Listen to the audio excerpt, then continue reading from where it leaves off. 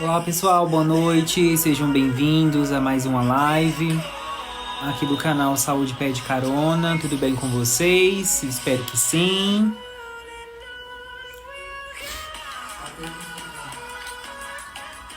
Fabrício já está chegando.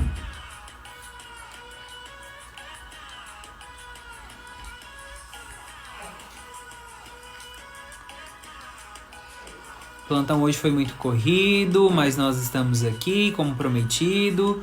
Boa noite, Sandra, seja bem-vinda, é um prazer tê-la aqui conosco. Se vocês tiverem alguma dúvida, quiserem fazer alguma pergunta, esse é o momento. Branca, bem-vinda. Boa noite, tudo bem? Boa noite, Luísa, seja bem-vinda. Rogéria, seja bem-vinda, boa noite, tudo bem com vocês? Espero que sim. Olha aí, chegou. Boa noite, pessoal, boa noite para vocês, boa noite para quem tá entrando aí na live. Estamos aqui, né, como prometido, a gente vai tentar fazer live todas as quintas-feiras, né? E hoje a gente vai bater um papinho sobre saúde, né? Se vocês tiverem dúvidas relacionadas a cirurgias, dúvidas relacionadas a doenças, patologias, nós estamos aqui para tirar essas dúvidas de vocês, tá bom? Sejam muito bem-vindos à live. Se trata disso, né? Para falar sobre saúde, bater um papo descontraído, falar um pouco também sobre outros assuntos, porque, enfim, nem só de saúde a gente vive, né? A gente é movido a outras coisas também. Eu queria já pedir desculpa, porque a gente tinha programado para começar a partir das 8 horas da noite, mas aqui teve intercorrência já para explicar para vocês. A gente estava em uma intercorrência aqui no hospital, agora já terminamos o nosso turno, né? Graças a Deus, mais um plantão vencido, né? E teve umas intercorrências aí agora no finzinho do plantão. O paciente precisou ser entubado e a gente, nesse momento, tem que correr atrás, né? Para poder salvar aí a vida, do amor da vida de alguém, né? Isso é verdade. E vocês podem já começar a interagir, podem mandar perguntas, tá? E a gente já vai começar a responder aqui vocês, tá bom? Sintam-se à vontade para comentar o que vocês quiserem, tá bom? A live ela tá aberta aí para vocês e é justamente por vocês que nós estamos aqui, certinho? E já vamos começar então aqui, né? Dar boa noite para as pessoas. Jackson Martiliano, Maria Helenilza, Grazi Alves. Boa noite, Grazi, tudo bem? Helena Cândido, admiro o trabalho de vocês. Beijo, sou de Londrina. Um beijo para Londrina, Paraná. Beijo, Londrina. A Miriam perguntou, vocês são médicos? Não, nós somos enfermeiros especialistas, tá, Miriam? Cristiane Basílio, boa noite. Sandra Konik, boa noite também. Tata Toledo, boa noite. Todinha, boa noite, tudo bem? Boa noite, interior de Goiás. Sandra Moraes de Souza. Blumenau, Santa Catarina. Quem falou isso? Sandra Konik. A Tati, boa noite. Karina Cris, boa noite. A Grazi falou que tá tudo bem. A Samara Santos, gente, vai arrumar um serviço, chega de live. A gente tá querendo sair de um serviço, né? Porque é serviço demais. A gente atrasou na live por conta disso, tá? Por conta aqui do intercorrência no fim do plantão. Profissional da área da saúde não fica parado não, viu? Parabéns, ajudar a salvar vidas. Beijo, Helena. Eliane, eu acho, se não me engano. Olha aí. Da pediatria. Eliane, tudo bem? Boa noite, Eliane, seja bem-vinda. Miriam, tomei a vacina da gripe, fiquei com gripe. Miriam. Samara Santos, a live dá dinheiro? Não sei, gente, como assim dá dinheiro? Não sei. Assim, o nosso canal, ele não tem fim lucrativo, tá, gente? O canal Saúde Pede Carona, ele foi projetado para a gente levar informação, né, educação continuada em saúde para as pessoas que precisam, que muitas vezes não têm oportunidade, né, de uma consulta, talvez mora no interior, né, e seja um pouco difícil o acesso à saúde. Então, o canal ele é feito para isso, tá? Denise, oi amores, oi Denise, professor Danilo, assistindo ao vídeo da criança sendo anestesiada, descobri que não posso ter filhos. Mas por quê? Qual motivo? Ele deve ter sentido dó, né? Mas nós estamos aí para cuidar, fique tranquilo, sempre vamos ofertar o nosso melhor. E todo mundo adoece, pessoal, não tem jeito. Por mais que a pessoa se cuide de todas as formas, é comum, né, que a gente passe aí por esses períodos, faz parte da evolução humana. Independente da crença, da fé, todos nós vamos adoecer um dia. E nós estamos aí procurando cada vez mais nos atualizar em conhecimentos, para que, para que a gente possa ofertar o melhor atendimento. Mas faz parte. Hoje mesmo tive 2 intercorrências, hoje eu estava na UTI adulto. O paciente foi extubado, logo em seguida precisou ser entubado novamente. Tivemos que passar uma pressão arterial invasiva. Tivemos que passar a sonda nasogástrica. E aí faz parte, né? E assim, o paciente de UTI é muito instável hemodinamicamente, né? Do nada. E estávamos em visita ainda, né? A título de curiosidade. Tivemos que interromper a visita, colocar os familiares para fora. Isso é algo assim que a gente lida diariamente, né? E nós estamos lá para isso, para trabalhar com o inesperado. Por isso que eu gosto de UTI, sempre é algo novo. Você, por mais que tenta se preparar para o plantão, você sempre é surpreendido. Isso é muito bom. Já é uma pergunta, inclusive, gente, um gancho aí, né, do professor Danilo Lisboa, ele tá falando sobre crianças. O Diego, ele é especialista, né, em pediatria, neonatologia, e já tem uma pergunta aí do Tiago Alves, perguntou o que ajuda na icterícia. Olha, depende, né? Se for para recém-nascido, que a gente considera até os 28 dias, geralmente nós damos um banho de fototerapia. Colocamos essa criança, né, exposta à luz UV. Isso é feito, né, geralmente dentro da UTI. E, no caso, o SIM ou o TIM, né? E lá a criança vai receber essa fototerapia. Também fazemos tratamento com medicamentoso, mas a fototerapia ajuda bastante, né? Nessa recuperação e da icterícia da criança. Dificilmente a gente vai precisar transfundir ela. Então, geralmente é com a fototerapia. Olha, um comentário dele, ele falou que teve agora. Depois de adulto, teve icterícia. Provavelmente tá ligado a algum problema hepático, né? Algum problema no fígado. Sim. Tá? E é importante também tomar sempre o sol, né? Da parte da manhã. Não sei se vocês sabem, mas a vitamina produzida, ela é metabolizada na palma da mão ou então na planta dos pés, é onde nós absorvemos aí a vitamina que vem aí do sol.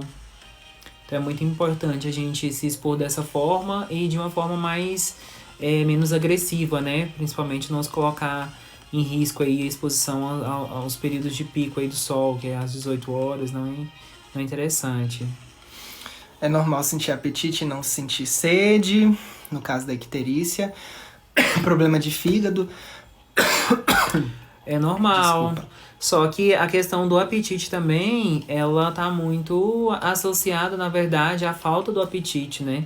Porque você fica com aquela sensação de má digestão, que a comida não caiu muito bem, e aí às vezes você não comeu quase nada, seu abdômen fica mais globoso, que nós chamamos de distendido, né? E você pensa que é gases, mas não é. É porque o fígado não tá dando conta mais de metabolizar e ajudar ali a liberar para fazer a quebra da glicose. A Miriam comentou, né? Quando vai fazer a intubação, o paciente sente dor? Não ou sente, extubação? pessoal. Tanto Olha, na intubação quanto na extubação, né? Assim, vou falar, né? Depois o Fabrício ele pode entrar e dar a visão dele, mas é o seguinte: todo paciente, o que a gente tem que prestar atenção é que, assim, toda intubação ela é eletiva.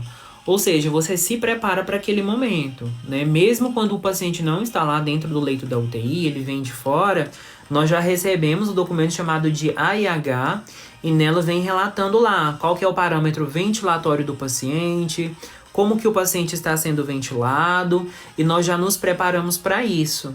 Então, nós preparamos medicações que vai sedar o paciente, nós chamamos de sedoanalgesia, porque o paciente também ele vai ser bloqueado. E aí, nesse momento que nós fazemos essas medicações, o paciente ele passa pelo procedimento de intubação. Então, o que acontece? O paciente ele não vai perceber esse momento, né? E agora, se for uma intubação que ela não é eletiva, que dificilmente acontece, nós utilizamos sprays, né, na ponta do tubo, para que tenha essa questão da analgesia local. E quando o paciente vai se extubar, também é um procedimento que nós preparamos o paciente ele já está orientado. Geralmente nós procuramos deixar as mãos e os punhos do paciente mais contido, porque ele tem um reflexo e sempre o reflexo dele é colocar a mão no tubo e retirar. Mas geralmente na ponta do tubo, geralmente que nós preferimos é tubo com cuff, tem um balonete que ele é insuflado. E aí, quando esse balonete está insuflado e o paciente faz essa tração, ele pode se lesionar. Então, as mãos do paciente ficam contidas, mas tudo conversado com ele. Nós falamos o que vai acontecer. E eu mesmo gosto de chegar, perguntar para o paciente se ele gosta de hinos ou de alguma música, e a gente coloca lá para ele escutando, até que a gente passa por esse procedimento de extubação. Então, o procedimento de extubação é o contrário da intubação, porque o paciente já vai estar totalmente assim, lúcido, orientado, e a gente coloca uma musiquinha lá, e aí nós preparamos ele, fala, olha, vai ser agora, tudo bem? E é um procedimento rápido, pessoal. Quando realmente vai acontecer o procedimento, em menos de 30 segundos o paciente já é extubado.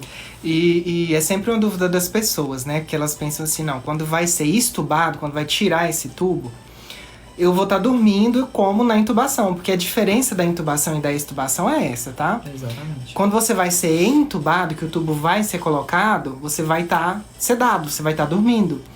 Agora, para ser retirado esse tubo, o paciente ele tem que estar acordado, tá? Porque só assim o profissional médico ele vai poder avaliar a questão da respiração espontânea. Se a pessoa está conseguindo respirar, né, que ela está conseguindo fazer os movimentos musculares, porque nós usamos os músculos para respirar. Então, ele precisa estar acordado. Só que não é um acordado igual a gente está aqui conversando. A pessoa não tem esse tipo de consciência. Por quê? Porque o sedativo ele ainda está fazendo efeito, né? Ele demora um pouco para sair totalmente do organismo do paciente, mas ele precisa estar despertado para o médico avaliar se esse paciente consegue respirar de uma forma espontânea quando esse tubo for retirado, tá? Mas geralmente o paciente ele não lembra de nada, ele não tem essas recordações, né, da questão desse momento. Às vezes ele lembra com uma certa confusão. E isso se dá pelo uso dos anestésicos, dos sedativos, porque eles têm uma função também de hipnose. Então, as pessoas elas não lembram, os pacientes, né? Mas a diferença é essa. A intubação, você vai estar dormindo, sedado.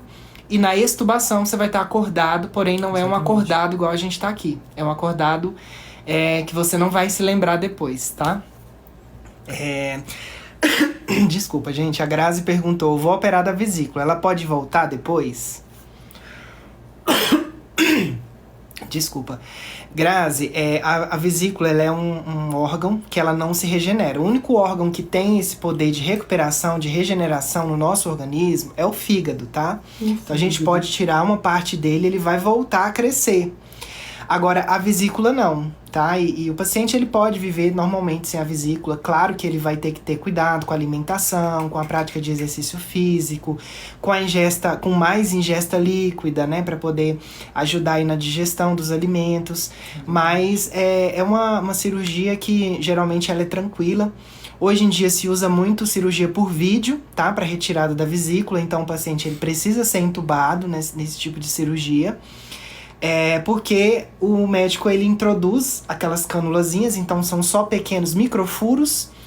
Ele vai introduzir ar dentro da cavidade abdominal para ele poder ter passagem, enxergar os órgãos. Né? E quando tem essa expansão, o ar ele vai comprimir mesmo os seus músculos respiratórios. Então a pessoa ela não consegue respirar espontaneamente. Então ela precisa da intubação para ser ofertada em uma ventilação mecânica, tá? Mas respondendo a sua pergunta, sendo cirúrgico, a vesícula ela não volta depois, tá? E nem pedra na vesícula, já que você não vai ter mais o órgão. A Pretinha comentou, gases pode ser causada por algum problema mais grave? Você quer responder, Di? Olha, assim, geralmente a gente tem que se embasar mais na questão dos sinais e sintomas, né? E só a questão dos gases não é algo que possa nos levar a ter uma percepção de algo grave. Então, assim, está associada ao que essa questão dos gases? A uma dor muito intensa, de qual local? Porque geralmente nós dividimos, assim, o nosso tórax em 9 quadrantes, e cada quadrante ele é responsável por um setor, né, do nosso corpo. E aí, através disso, nós vamos analisar, olha, pode ser fígado, pode ser rins, pode ser pulmão, pode estar ligado ao coração, ao pâncreas, ao intestino grosso, delgado. Então, é através do quadrante que nós vamos ter mais, assim, um norte, né, em relação a isso. Mas a produção muito grande de gases significa, geralmente, uma má digestão, né, que a pessoa ela tá passando, e ela tem que se atentar se ela tem alguma intolerância àquele tipo de alimentação que ela está consumindo, consumir mais fibras para ajudar até mesmo na motilidade intestinal, na formação ali do bolo fecal, e se hidratar bastante, não com bebida, né, mas com água, que é o melhor que nós temos para que a gente possa se hidratar e a gente não fique desidratado, e ajude aí também na questão da formação das fezes, né? Quando o nosso organismo, uma curiosidade inclusive, nós estamos desidratado ou assim com baixa adesão da água, o nosso organismo vai buscar a primeira fonte de água lá no intestino grosso, que é onde é formada as nossas fezes, né? Então, por isso que às vezes a gente fica ressecado. Nossa, mas não tô entendendo por que eu tô ressecado. Eu estou indo ao banheiro e aí o meu cocô tá muito duro. É porque geralmente você não está se hidratando como deveria. É isso aí, gente. Se tiverem mais perguntas, podem comentando, tá? A gente tá aqui tentando ler os comentários, às vezes some. Adriana Santos, vou só responder ela antes que o Fabrício pegue alguém para responder. Adriana Santos, sou pré-diabética, isso pode ser curado? Pode sim. O que acontece? O pré-diabetes é um momento ali que você não tá tendo a produção da sua insulina da forma como ela deveria ser produzida. Então, você pode corrigir isso através da sua alimentação e pode associar também algumas medicações para que você não desenvolva o diabetes. E aí, você fazendo um acompanhamento certinho, praticando exercício físico e aliado a uma boa alimentação, você se livra dessas medicações do pré-diabetes e também não desenvolve o diabetes. E pessoal, diabetes, a gente pensa que não, mas é algo tão severo, principalmente assim, quando nós estamos entrando ali na terceira idade, porque o nosso corpo ele já não tem mais o processo de cicatrização como ele deveria. E aí, como o nosso sangue ele fica muito grosso, digamos assim, a grosso modo, para que vocês entendam, não tem essa questão da cicatrização. E o grande problema do diabetes hoje em dia é isso. Não só as outras áreas que ele ataca, porque ele pode atacar a visão, a pessoa ela pode ter retinopatia diabética, visão turva, ela pode perder a visão por conta do diabetes. E também a questão da cicatrização, que geralmente os pacientes chegam lá pra gente assim, nossa, mas tem um mês só que eu topei o meu dedinho ali e ele já tá preto, não tô sentindo mais nada, aí o dedo já tá necrosado. E às vezes a necrose, ela tá a nível de artéria e de veias, e então nós devemos identificar até que ponto vai essa necrose para que a gente faça ali aquela ectomia, no caso a gente corte, retire aquela parte, né?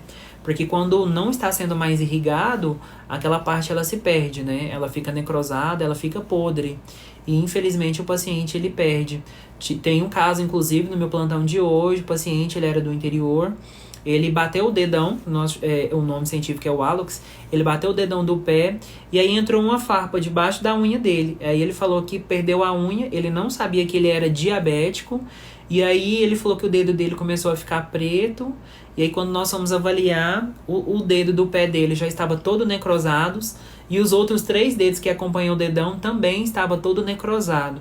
O paciente precisou de passar por uma revascularização pela femoral, então nós interligamos toda a femoral dele, fizemos a ressecção, fizemos uma outra ligação, que nós fazemos um desvio para que ele consiga ter essa irrigação do membro dele. Não foi suficiente, infelizmente não tivemos um pós-cirúrgico imediato como deveríamos ter. O paciente ainda continuou sentindo dor e infelizmente hoje ele foi encaminhado para a ectomia. E além dele amputar o dedo dele, ele teve que fazer uma remoção pós-tibial. Então, próximo à articulação do pé, a gente teve que, infelizmente, cortar. E por conta de uma farpa. Então, assim, isso é algo muito grave, essa questão do diabetes. Quem tem diabetes tem que prestar muita atenção, gente, na alimentação, principalmente, né? Evitar o uso de sacarose, né? Hoje em dia, nos alimentos, vem muito escrito. Então, as pessoas que têm diabetes, geralmente elas têm esse controle mais rigoroso, né? Com a ingesta de carboidrato, menos carboidrato. E a questão da sacarose, porque a sacarose ela tá ligada diretamente com essas questões de cicatrização, né? Exatamente. E quem tem diabetes, ele tem essa predisposição a uma cicatrização mais lenta e muitas vezes não é eficaz, né? E por isso que o paciente acaba perdendo esses membros, né? Tem muitos casos de amputação de dedinhos do pé, de dedos da mão, do membro inteiro, né? Porque foi deixando e assim, muitas vezes não tem essa percepção de dor, né? E aí acaba que tem esses casos de amputação, né? Então quem tem diabetes ou quem tá pré-diabético tem que tomar muito cuidado com a alimentação, tá? Nós temos inclusive vídeos aqui no canal que fala sobre o diabetes tipo 1, tipo 2, o pré-diabetes também. Convido vocês para dar uma olhadinha, tá? Caso vocês tenham curiosidade, ou se não tiver nenhuma das suas dúvidas respondidas lá, vocês podem deixar nos comentários, nós fazemos novos vídeos para abordar essa questão do diabetes, tá bom? Sim, sim. Um beijo aí para Governador Valadares, a Todinha disse que é de lá, de Minas, perto de Governador Valadares. E vamos ver aqui se tem mais perguntas, né? Que não tem. Vou mostrar pra vocês só a questão de como tá os dedinhos do pé, assim, não tem nenhuma lesão aberta, mas essa parte que está negra é a parte que está necrosada. Olha pra vocês verem, ó.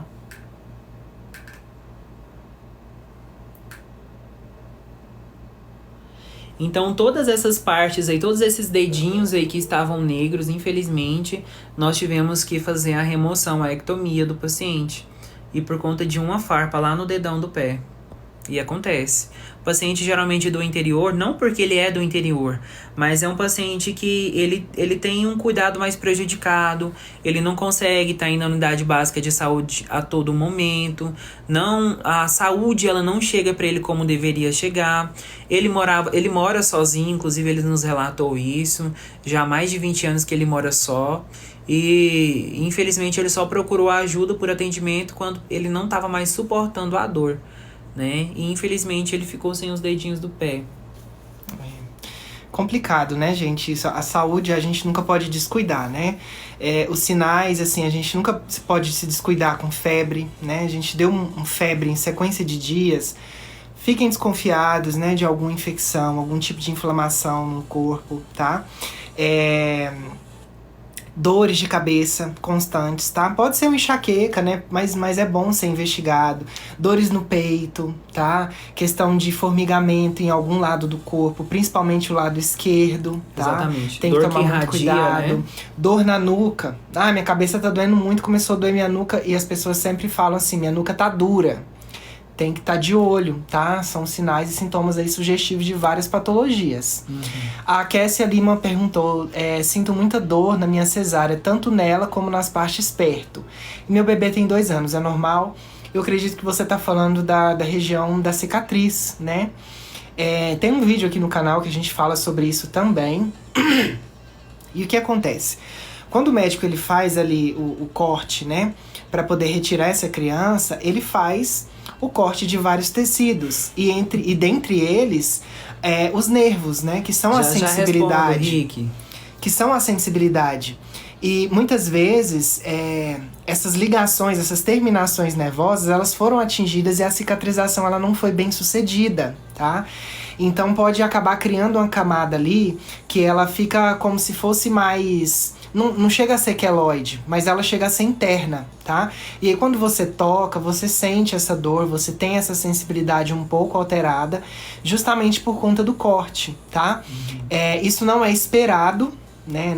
Não é desejado, na verdade, quando se tem o parto cesáreo, mas pode acontecer, tá? Por N motivos, por questão da cicatrização não ser muito boa, por questão de colágeno, por questão da idade da mamãe, tá?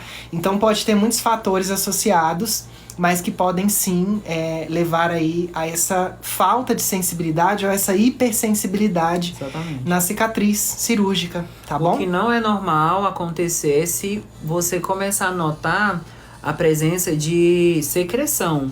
Se você vê que tá tendo alguma secreção, principalmente se ela for fétida, se você perceber algum mau cheiro, vazando alguma coisa e não é normal, você procura um atendimento de saúde, tá bom?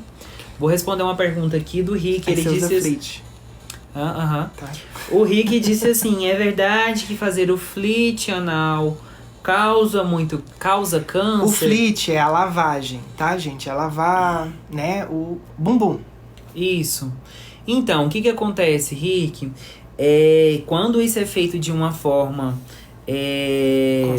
constante, né? Que você tem esse hábito de lavar, você acaba retirando a proteção ali do intestino, né? Principalmente do cólon, que ele é protegido por mucosa, né? Essa mucosa, ela produz alguns mucos, e esse muco ele é responsável pela proteção e até mesmo ajudar na motilidade ali com o peristaltismo para você ter a evacuação das fezes. E quando você começa a fazer isso demasiadamente, sem se preocupar da forma como é feita, além de você correr um risco de desenvolver o CA de anos, você também pode ali trazer outros prejuízos para você, que é um rompimento, né? Você perder essa questão aí que nós podemos falar das pregas, né, digamos assim, e aí você não tem mais essa contração do esfíncter, porque o nosso esfíncter, ele é um músculo, e quando você começa a relaxar muito esse músculo, é igual um elástico,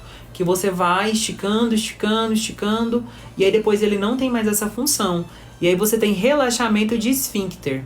O que seria isso? É quando o seu ânus ele não tenha mais a função de ficar preso, e você não vai ter mais essa questão de segurar as fezes, digamos assim, no seu esfíncter. Então é importante, quando você precisar fazer essa lavagem de intestino, que você faça da forma correta, que você introduza a quantidade de líquido correta, que você não use qualquer dispositivo para você inserir, né? Para que você não leve uma contaminação também externa para dentro de você, tá bom? Sim. E é importante também a pressão da água. Você não pode fazer uma pressão muito forte, porque você pode lesionar. Você pode desenvolver ali também hemorroidas. Então é algo assim um pouco sério. E não é só porque é soro fisiológico, eu vou fazer e tá ok. Você pode correr aí o risco de ter uma hiponatremia, você ter uma baixa aí do cálcio, um aumento do sódio, aí você vai trazer um outro problema para você, tá? E lembrando que isso é uma prática terapêutica, né? A gente usa também no hospital. E eu não sei se tem alguém, eu não tô acompanhando muitos comentários aqui, mas deve ter alguém, né, tentando dar uma risada ou achando engraçado. Mas assim, pra gente é normal, tá? Profissional da saúde responder esse tipo de pergunta, e talvez realmente seja a dúvida de muitas pessoas, né? Exatamente. Então, assim, não sintam-se envergonhados, vocês podem perguntar, tá? Seja o que for. Tem até um vídeo meio engraçado de um aqui no canal, de uma pessoa que tinha perguntado, né? Que ele disse que sentia muita coceira lá quando ele voltou da cirurgia, né? E aí eu fui explicar, e as pessoas ficaram rindo, falando, nossa, como que ele aguentou responder essa pergunta sem sorrir? Mas é porque pra gente é normal, é uma questão natural, porque a gente lida com isso todo dia, né? Uhum. E assim, é uma parte do corpo humano que nós não devemos negligenciar, pessoal. Sim. Antigamente, essa questão de, é proibido falar, não é aceito, falar sobre, né, a genitália, e essa questão até mesmo da masculinidade, né? O homem hétero, digamos assim, principalmente assim, aquele hétero raiz, né? Aquela pessoa que tem uma criação muito severa, tem muitos homens que não gostam nem de usar o papel higiênico, com medo de ter ferido a sua masculinidade. E aí ele coloca a sua saúde em risco por um preconceito bobo, né? Então é importante que a gente fale sim, para que a gente tire isso dentro de um tabu e a saúde possa chegar a todas as pessoas, independente de orientação sexual, de sexualidade, e para que todo mundo se cuide bem. A Nani perguntou, oi, boa noite, o que é hipertrofia ventricular? Nani, o nosso coração, ele é um grande músculo, tá? Ele é um músculo muito forte, ele precisa ter essa musculatura dele firme para poder distribuir o sangue, tanto receber, né, quanto distribuir para todo o corpo, tá? E quando é uma hipertrofia ventricular, Porque o coração ele é dividido em átrios e ventrículos, tá? Direito, esquerdo, ventrículo direito, esquerdo. Quando há uma hipertrofia ventricular, a gente está falando de uma perda de força e pode ser que tenha uma diminuição da parte de baixo do coração. Então imagina que a parte de cima são os átrios e a parte de baixo sejam os ventrículos. E a hipertrofia ventricular pode ser aqui, ó, um defeito, um leve defeito na musculatura dos ventrículos, tá? Está mais alargada. Né? Isso, pode estar mais alargada, pode estar mais diminuída, ela pode estar perdendo a força, tá? E é onde acontecem os refluxos dentro do coração, onde leva as pessoas a ter as arritmias cardíacas, tá? Alguém perguntou aqui sobre o diabetes de novo, pessoal, o diabetes dessa pessoa é um user, disse assim que dá muito alto, às vezes 567, às vezes 498, e ela perguntou, eu tomo insulina NPH irregular. Então, assim, a insulina NPH, ela é uma insulina que ela vai trazer uma correção a longo prazo. Então, ali pelo prazo, digamos assim, de até 8 horas, de 8 a 12 horas, ela vai fazer essa correção da insulina no nosso organismo, né? Tentar regular a glicose. E a regular não, ela já é mais imediata. O que não pode acontecer é você fazer uma insulina NPH em você, em uma dose mais elevada, e aí você em seguida ir lá e fazer uma regular, porque aí você pode ter uma baixa da glicose muito severa, e pra gente aumentar a glicose não é fácil, pessoal. Infelizmente as pessoas elas podem ir a óbito pela baixa da glicose, então é algo severo. Inclusive, ainda no gancho da diabetes, a Zenilda perguntou, né? Quem tem diabetes pode fazer tatuagem e cirurgias? Olha, tatuagem é uma conta em risco, né? Um risco que você vai correr, né? Porque muitas pessoas têm diabetes e elas não falam pro tatuador. Tem tatuador responsável que se nega. Fala, olha, você tem até piercing, né? Evita de furar, né? Tem muitos piercings aí que fazem esse trabalho bacana. Mas também tem a negligência da própria pessoa, de não falar que tem diabetes, né? Agora, cirurgias não. A cirurgia ela é necessária, é uma cirurgia que vai ter um risco-benefício. O médico ele vai mensurar isso. E também tem medicações que ajudam, né, nessa cicatrização cirúrgica. Também tem que levar em consideração que toda cirurgia que é eletiva, que é uma cirurgia marcada, ela é uma cirurgia limpa, ela é uma cirurgia estéril. Então, um corte ele é diferente do que um corte que você vai fazer ali na sua pele por um tatuador ou por um furo de piercing, né? Então, assim, tem essas diferenças, tá? Mas tem muitos tatuadores que não gostam de tatuar pessoas que têm diabetes. Olha, a Inês, ela perguntou assim pra nós. Ela está sentindo uma ardência ao urinar. Ela já fez todos os exames, não deu nada e tem mais de 9 meses. Inês, é importante você procurar uma unidade de saúde, vai em uma UPA, relata, e para que você faça uma urocultura, né? Geralmente, essa urocultura ela é coletada através de uma sonda, e nós vamos pegar a sua urina da forma mais estéril que nós conseguimos, que é colocando uma sondinha lá na sua uretra para ir diretamente dentro da sua bexiga, e lá nós vamos coletar a sua urina, para que a gente analise ela e entenda o motivo dessa infecção. Infecção de repetição, principalmente a questão da urina, é tão severo que ela pode causar até aborto espontâneo. Então, infecção de urina se eu não me engano, não sei se é a 4ª ou a 5ª causa que leva mais a óbito no Brasil, para vocês terem uma ideia. E a nível hospitalar, ela é a 3ª causa de óbito, que é a ITU, a infecção do trato urinário. Então, é severo, tem que procurar atendimento o quanto antes, ainda mais por a questão de que já são 9 meses, né? Então, procura o profissional correto, um urologista. Se você não conseguiu atendimento que você tenha plano, algo que você consiga pagar, vai no SUS. O SUS é muito importante. Através da unidade de pronto atendimento, que é a UPA, você consegue ser encaminhada, e principalmente assim, você relatando que já tem 9 meses, que já tem muito tempo, e lá nós vamos fazer essa coleta de exames, em 6 horas no máximo nós já teremos esses resultados aí, e nós vamos analisar se tem presença de hematúria, que é sangue na urina, se tem presença de proteína, por que tá saindo proteína, se a sua urina ela tá muito grossa, o motivo, porque pode ser também uma das causas da micção de ardência, o tal do diabetes também, que a pessoa ela pode estar em um quadro de cetoacidose metabólica. a diurese dela ela vai estar mais concentrada, aquela diurese muito assim urêmica. Você vai fazer xixi, você sente aquele cheiro assim que arde até a narina. Então é importante você fazer uma investigação aí até do diabetes, dá uma olhadinha, tá bom? E já é também a pergunta de duas pessoas, eu só perdi o nome, mas eles perguntaram, né, se a cabeça dói depois que come doce, se tem alguma relação, pode ter, tá? E dor também atrás dos olhos, quando você come muito doce. Então pode ter uma relação, tá? Rogéria, espuma na urina é presença de proteína. Ela disse, tenho diabetes tipo 2, tomo todas as medicações, mas a minha urina ela está com muita espuma. Geralmente a gente chama de proteinúria, que é quando tem proteína na urina, né? Não é normal ter proteína na urina. Você tem que passar por uma dose, fazer uma reajustar a dose da medicação que você toma, ou até mesmo entrar com medicação que vai ser associada, né? Entender qual que é o miligrama da medicação que você está utilizando, para que tenha esse ajuste aí, a gente tira essa proteína da sua urina, não é normal. Quando você vê que a sua urina está espumando, ou às vezes até mesmo formiga.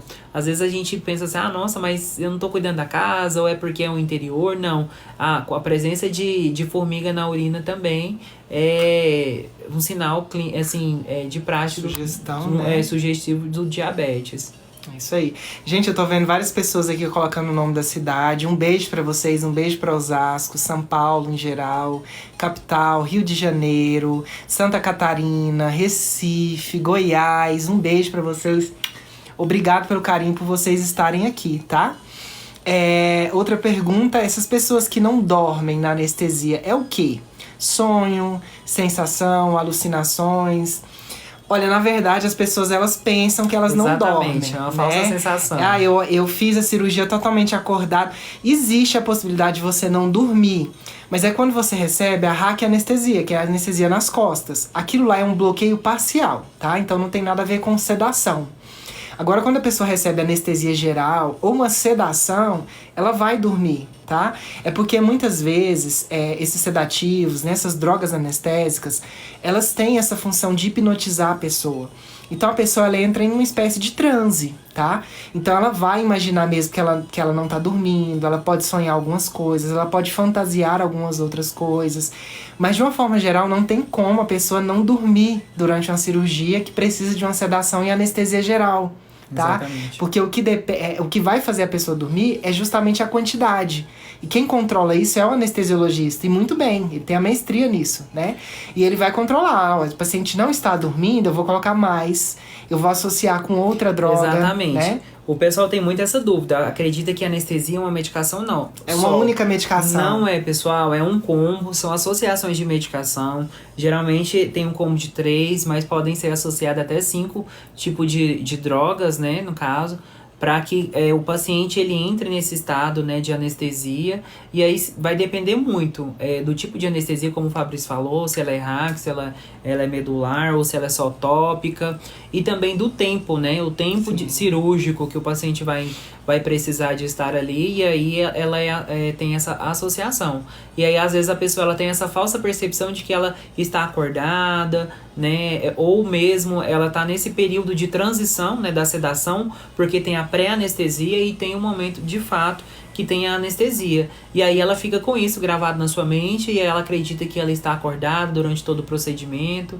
Acontece muito. Mas assim, de uma forma geral, o paciente ele se desliga, tá? Quando tem essa sedação completa, essa analgesia completa. Nós chegamos lá em Argentina. Um beijo pra vocês. O paciente ele realmente se desliga, tá? E quando a gente fala, é um pouco complexo falar sobre anestesia, porque as pessoas pensam que é realmente só um tipo de droga. Mas não, envolve analgésico, envolve bloqueador neuromuscular. Exatamente. Envolve o expansivo, né, para poder dilatar ali a questão da via respiratória do paciente, os broncodilatadores, tá? Então tem uma sequência de drogas que são usadas e que realmente não tem como a pessoa ficar acordada, tá? Só na cirurgia RAC. Uhum.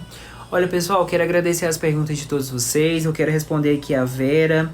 Sair sangue nas fezes é normal? Não é normal, Vera. Eu peço para que você procure uma unidade de atendimento, para que seja investigado esse motivo aí das fezes com a presença de sangue, tá? O que você tem que avaliar é como que é o aspecto desse sangue. É um sangue mais vivo? É aquele sangue vermelho?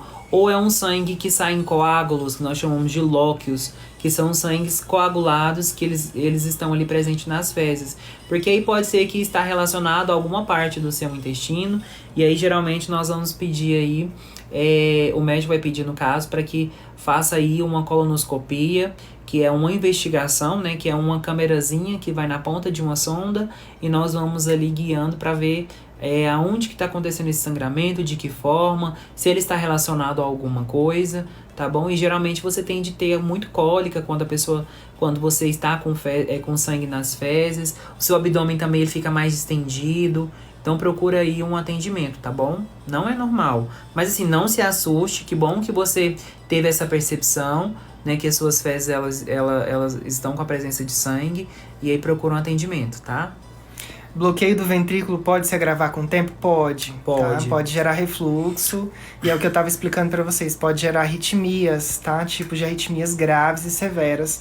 Então tem que fazer um acompanhamento certinho com o médico, tá? Sim, pessoal, vocês têm que, assim, às vezes ter essa percepção, senão não tem problema. Tudo que tá ligado ao coração é severo, né? É um dos órgãos, assim, mais importantes do nosso corpo. Ele é responsável ali por bombear o sangue por todo o seu corpo, né?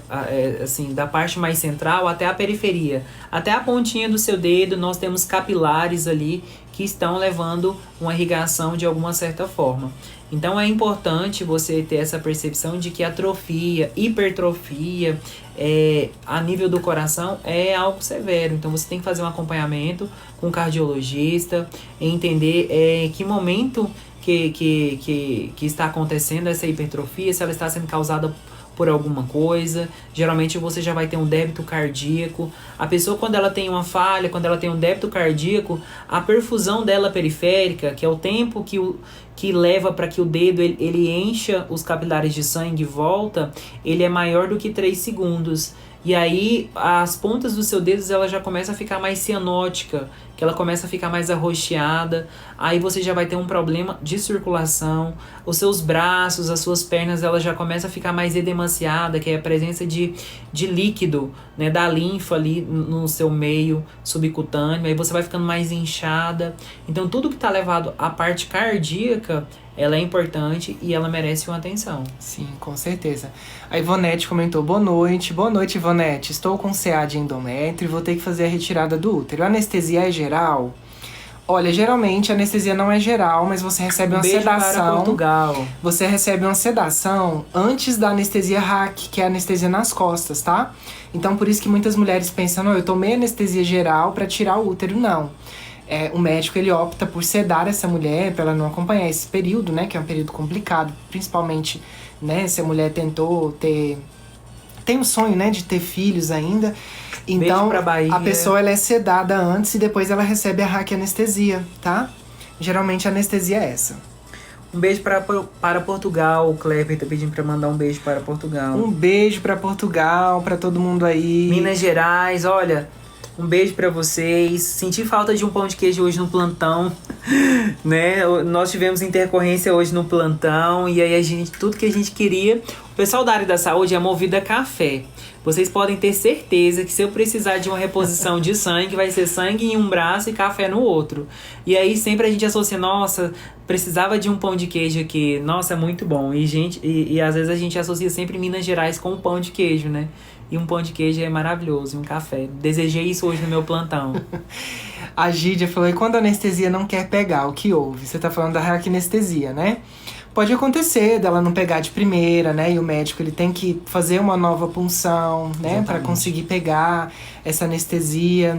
Mas geralmente são profissionais que estudam bastante, né? Eles têm aí no mínimo 12 anos de formação, né? De muito treino. Então, assim, pode acontecer de não pegar de primeira, mas geralmente ele pega na segunda. E assim, as pessoas às vezes têm também essa percepção de que a anestesia não pegou. Por quê? Porque ela sente pressão, ela sente na hora do corte, mas você não sente dor, tá? Beijo. Você não vai sentir dor.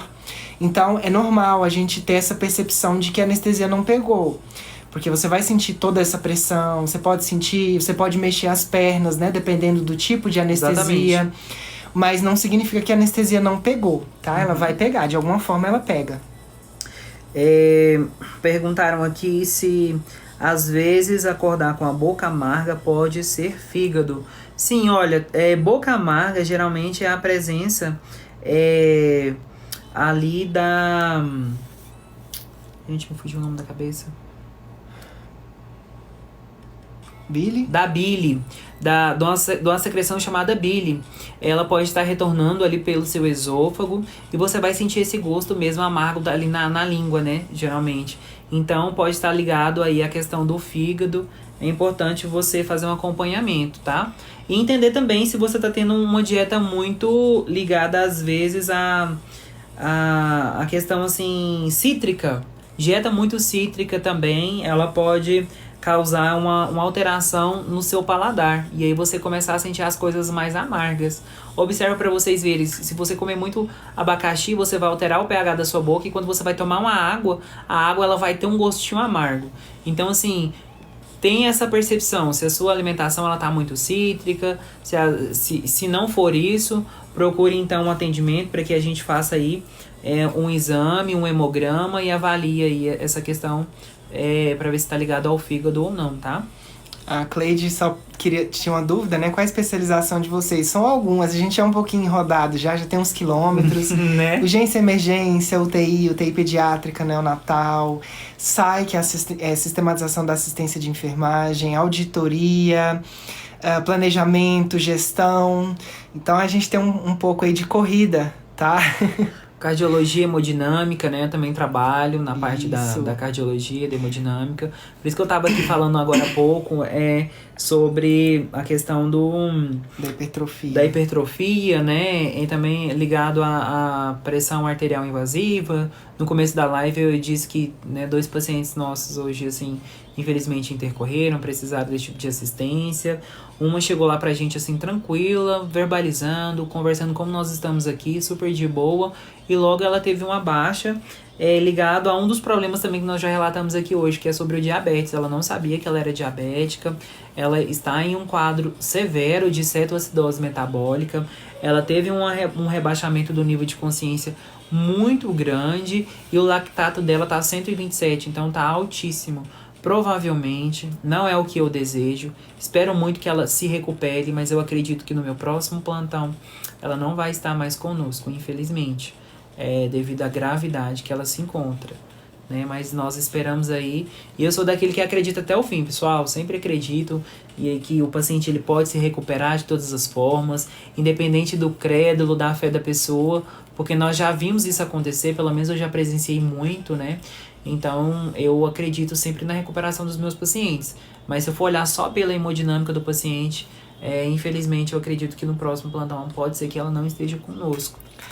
A Bel, você ainda tá aí, Bel? Tem uma solicitação de convite aqui. Eu vou aceitar pra gente ver o que a Bel vai falar pra gente, tá? E daqui a pouco a gente volta a responder as perguntas, tá bom, gente?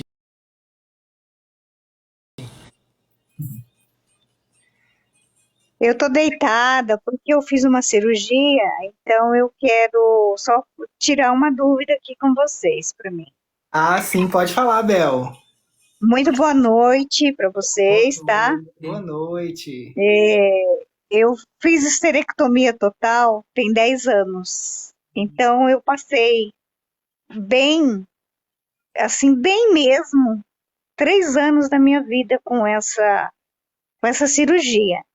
Aí de lá para cá apareceu um sangramento e não tinha médico que achava. Eu ia em todos os médicos, meu marido gastou o que tinha e o que não tinha. Aí eu fui no médico e ele, graças a Deus, ele encontrou. Ele descobriu que o meu organismo rejeitou a linha que foi, sabe? Eu sofri demais, demais, demais. E eu sempre vou na página de vocês, eu falei, uma hora eu vou perguntar, mas eu já fiz a cirurgia. Aí então, até eu fiz, né? Fiz por baixo e tal, né? Uhum. E eu recebi aquela anestesia que fala hack, né? É isso? Sim, raquianestesia. Nossa, gente do céu! Mas eu tô no mal-estar, tá com 2 dias hoje.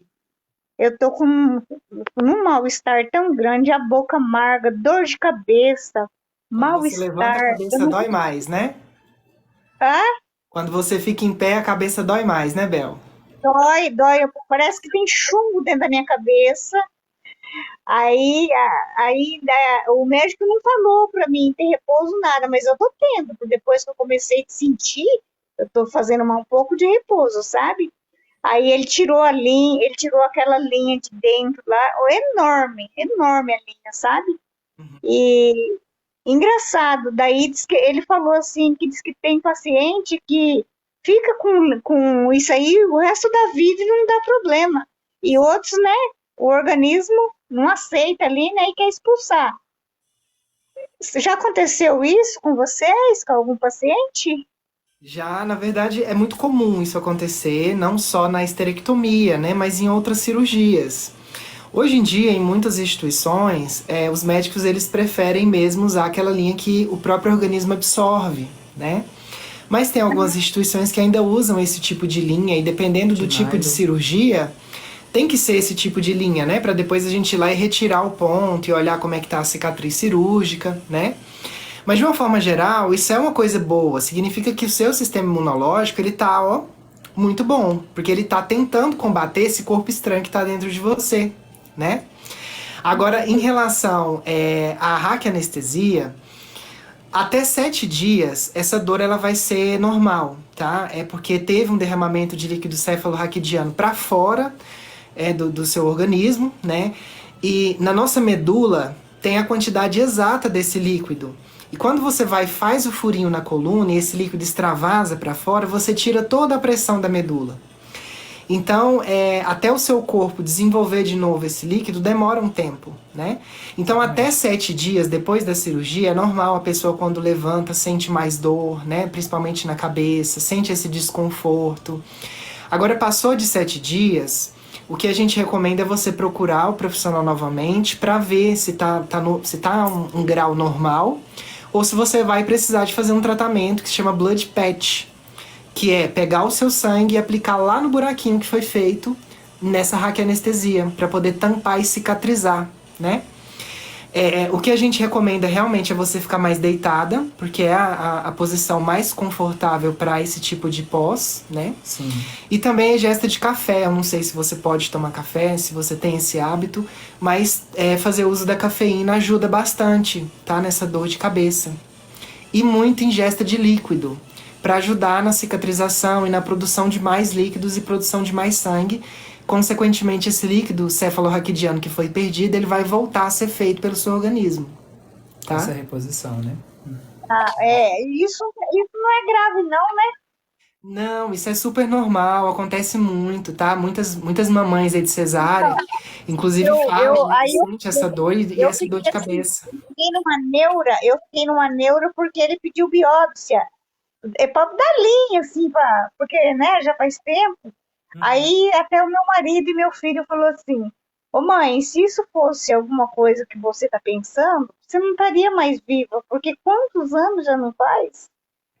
Não, Então, na biópsia, na verdade, é uma questão preventiva, tá? Porque como esse fio ficou muito tempo lá, pode ter tido um acumulado de células, né, em volta desse fio. Calcificação, né? Uma calcificação, entendeu? Então o médico, ele realmente pede a biópsia só pra realmente falar, não, esse tecido aqui que teve essa crescidinha normal, essa anormalidade, ela é aceitável. Não tem nenhum tipo de tecido cancerígeno, digamos assim, né? Mas é normal, tá? A gente pedir biópsia, é super normal aí nessas cirurgias. E qualquer coisa eu já também, fiquei, depois você já fiquei manda um com e-mail medo, pra porque gente. eu tenho pânico, né? Eu já fiquei com medo aí. Mas não vai dar nada, não. Com fé em Não, você Deus. tá ótima, já tá conversando com a gente, tá muito bom a sua recuperação. Qualquer coisa lá no nosso canal também, tem o e-mail do nosso canal, você pode mandar um e-mail pra gente, tirando as suas dúvidas, pedindo alguma orientação, que sempre nós vamos, assim, nós sempre olhamos nessa questão do e-mail e a gente conversa também bastante com os seguidores por lá, passamos orientações, assim, orientamos a eles a quem procurar, qual tipo de profissional, para que o nosso seguidor tenha seu melhor tratamento, né? Então, se você tiver alguma dúvida também, pode mandar lá pra gente, depois vai nos falando como que tá essa sua recuperação aí, para que a gente possa te ajudar do lado de cá também, tá bom? Tá bom, muito obrigada, tá? Boa noite. Boa Desculpa noite. aí, tá? Não, foi Imagina, ótimo, foi um prazer imagina. ter Foi um você prazer aqui. falar com você, viu, Bel? Muito obrigada. Tchau, Pode me tchau. descer que eu não consigo. Tá Ah, bom. tá. Beijo. É, Sheila Lima disse assim: existe algum sintoma, algum aviso do que pode ser o diabetes? Tem sim. O principal dele é sede excessiva. Quando você começa a sentir muita sede, nossa, eu tô tomando tanta água e quanto mais água eu tomo, mais sede eu tenho. É um sinal característico e assim, quase que certeiro da presença do diabetes. Então, sede excessiva, vontade de urinar, que é micção muito presente, vontade de ir no banheiro a todo momento, fazer xixi. Aí você vai lá e sai só um pinguinho. É também um outro sinal característico do diabetes, tá? Outra coisa também que pode estar relacionada, visão embaçada, turva. Aí no caso aí nós já estamos realmente no diabetes e não só no pré-diabetes, que é conhecido como a retinopatia diabética, que é uma das complicações também do diabetes, tá? Mas o sinal mais característico dele é sede excessiva. Muita sede, pode ser diabetes. A Rose fala sobre os olhos piscando sempre sem parar. Depende, né? Tem aqueles olhos pulando, tá ligado diretamente com ansiedade, tá? Você pode estar ansiosa, falta de sono, pode estar ligado diretamente a isso. Ou os olhos piscando, né? Realmente sem parar. Pode também ser algum um tipo de ansiedade que te leva a tiques nervosos, né? A gente já pode pensar também em transtorno obsessivo compulsivo, toque, né? Então, ele pode causar realmente esse piscar de olhos aí muitas vezes. Agora, aqueles pulinhos que dá, que geralmente o olho fica pulando aqui no cantinho, tá ligado diretamente à ansiedade, tá? E também pode estar relacionado à crise convulsiva, principalmente a focal. O paciente ele começa a ter uns tiques assim, muito mecânico, em um sentido só. E aquilo também pode estar sendo evidenciado por uma crise convulsiva focal. Ou às vezes o paciente ele não tem essa questão das mãos, mas ele fica muito assim com os olhos, ó. E é algo assim de repetidas vezes e por um espaço de tempo. Também é um sinal de crise convulsiva. A Lindari falou, tenho arritmia, tô com 3 dias que o meu coração acelera e tosse. Olha, a tosse é um mecanismo já do seu organismo, né? Quando a gente tem arritmia, o nosso organismo, ele tenta, né, através da tosse, regular os batimentos do coração, tá? Então você tem que ficar de olho justamente por isso. Você tá tomando alguma medicação, você já tem alguma medicação prescrita, né, pra ajudar nessa arritmia. Você tem que observar também a retenção líquida, tá? Pra ver o que tá acontecendo aí. Se não passar, procura um profissional de saúde, um atendimento presencial, né, do médico, pra ele poder te orientar melhor, tá? Vamos ver aqui, gente. Obrigado, Adriana Santos. Um beijo pra você. Nós também adoramos a sua presença aqui na live. Sinta-se à vontade para deixar perguntas, ou ir lá no nosso canal, dar uma olhada nos nossos vídeos, ou até mesmo deixar algum comentário pedindo algum tipo de vídeo, tá, pessoal? Se às vezes a gente não conseguir responder todos vocês aqui, porque os comentários ficam assim, subindo. E aí, às vezes, passa, mas não se sintam assim que vocês não estão sendo vistos por nós, porque não é isso a intenção, mas vocês estão. Nós estamos gravando a live também em um outro dispositivo para que a gente possa fazer o acesso depois e aproveitar o comentário de vocês ou a dúvida para que surjam novos vídeos, tá bom? E se a gente não conseguir responder, vocês podem ir lá no nosso canal aqui, deixar em algum vídeo, algum comentário, pedindo, olha, fala sobre tal assunto, gostaria de tirar uma dúvida sobre determinado procedimento, que nós vamos responder vocês com o maior carinho. E essa live vai estar também no canal do YouTube, tá? Em todas as redes nós estamos presentes, sempre com o mesmo nome, Saúde Pede Carona, tá? Eu quero a responder Edmari falou, boa noite, gosto muito de vocês, muito obrigado pelo carinho. E queria tirar uma dúvida porque eu fiz cirurgia de vesícula. Pode fazer a pergunta, tá? A gente tá aqui de olho, eu vou tentar procurar a sua pergunta, tá, Edmari Santos? Vou responder o Neto Bittencourt. Portocate ou PIC são fáceis para infecções? Quais são os riscos? Olha, entendendo que Você talvez possa ter essa percepção, né, desse tipo de dispositivo, porque você nos trouxe o nome. Então, o Portocat e o PIC, sim, são dispositivos que podem ficar de uma forma prolongada no paciente, né? Depende muito da instituição onde ele foi passado, da forma como ele foi passado, mas o PIC, que é um acesso periférico, de inserção periférica, mas ele é um dispositivo central, ele pode ali durar de 6 meses até 1 ano, né? Se cuidado de uma forma ok, asséptica, e o Portocat também. Então, são dispositivos que pode sim ter uma fácil contaminação, né? Uma infecção. Depende muito da forma como você vai cuidar, da forma como você vai higienizar. Se for com esse dispositivo para casa, como que é a forma que você vai cuidar desse dispositivo? Fazendo a antisepsia da sua pele, geralmente com sabonete neutro, né? Ou então você pode utilizar a clorexidina desgermante para você estar fazendo essa antisepsia, fazendo um curativo caso tenha ali a presença de fluidos, né? Ou alguma secreção. Se estiver dentro do ambiente hospitalar, esse curativo ele pode ser trocado a cada 7 dias, se não tiver presença de gases, né? Mas se estiver com a gás ali, ele tem que ser trocado a cada 48 horas, independente de instituição, né? Onde o paciente se encontra, seja particular ou ali no SUS mesmo, mas são dispositivos que sim, eles podem ter aí uma facilidade na questão da infecção, por ser de longa duração e também porque ele está ligado de uma forma mais central no nosso corpo. Por mais que o PIC ele é colocado de uma forma periférica, vamos supor aqui na minha radial ou na minha fossa anticubital, mas ele vai lá no meu átrio, digamos assim, né? Então, o risco de contaminação é grande, por isso que o cuidado ele tem que ser redobrado, tanto com o Portocat quanto com o PIC, tá? Agora, falando em relação em comparação, o Portocat ele é que tem menos risco, né, de contaminação. Depois o PIC. Em primeiro lugar, que tem mais risco de contaminação é o acesso central, o CVC, tá? Exatamente. Ele tem muito risco, tanto que os médicos eles não gostam muito de deixar o paciente muitos dias com o CVC. É mais preferível que esse paciente realmente tenha uma PIC ou um acesso periférico, que pode estar trocando a cada 4 dias, né, ou 96 horas, para ter um controle maior desse sítio de infecção, tá? Então, em comparação, o Portocat ele é o mais seguro para o paciente, depois o PIC, e em último lugar, o que é mais perigoso é o catéter central. Sim, lembrando assim que cada dispositivo ele é uma indicação clínica, né? O Portocat ele é colocado de uma forma transsubcutânea, então não é qualquer profissional que coloca. O central ele pode ficar ali em torno de 14 dias, quando ele está indo para o 15º dia, já tem que trocar o sítio de inserção, mudar o local, né, de inserção para evitar o risco de contaminação. E o PIC para pacientes assim que vai ficar de internação mais prolongada, pacientes assim que fazem uso de drogas vasoativas, ou pacientes que têm algum tipo de tratamento mais prolongado, pacientes que fazem quimioterapia, né, ou um paciente que vai para casa, mas ele recebe assistência, né, que ele vai através de um home care.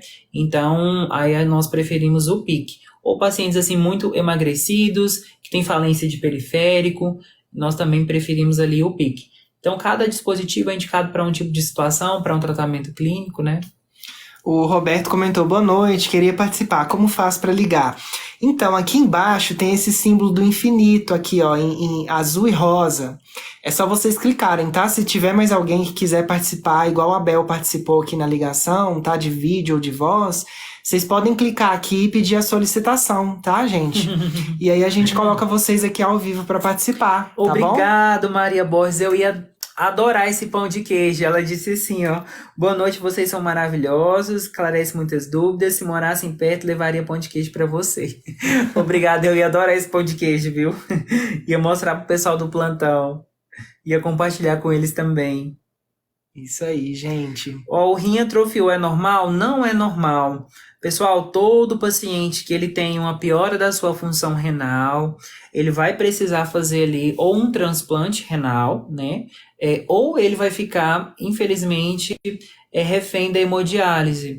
E para isso ele vai precisar de um dispositivo que nós chamamos de CDL, que é um dispositivo também central. Geralmente, inicialmente a gente passa ele na jugular, depois a gente pode colocar na femoral, ou até mesmo mais para frente a gente pode fazer ali um ligamento de uma artéria com a veia, que nós chamamos de fístula arteriovenosa, e aí o paciente ele vai ficar dependendo da hemodiálise, que é um procedimento que o sangue dele vai ser filtrado, vai passar por um capilar, geralmente acontece 3 vezes dentro de uma semana. Infelizmente é algo triste. Até que o paciente consiga fazer esse transplante renal, ele vai ficar dependendo ali da hemodiálise. No hospital que eu trabalho, nós também realizamos hemodiálise nos pacientes, né? E não são todos os pacientes que conseguem fazer o transplante renal, né? Até mesmo pela questão da compatibilidade, ou até mesmo porque ele está na fila de espera tem muito tempo, porque eu posso doar o meu rim para o meu parente até de 2º grau. Após isso, o paciente ele tem que entrar numa fila de espera para que ele receba o transplante desse órgão. E você não pode acelerar essa fila, você entra na fila e você fica lá na fila mesmo. E aí você tem que fazer exames para saber se você é compatível ou não. E depois desses exames aí, vamos analisar se você está preparado para receber esse transplante ou não, se você está perto da zona onde esse rim vai ser transplantado para você ou não, porque tudo isso tem uma logística de tempo para que esse rim seja reimplantado na pessoa.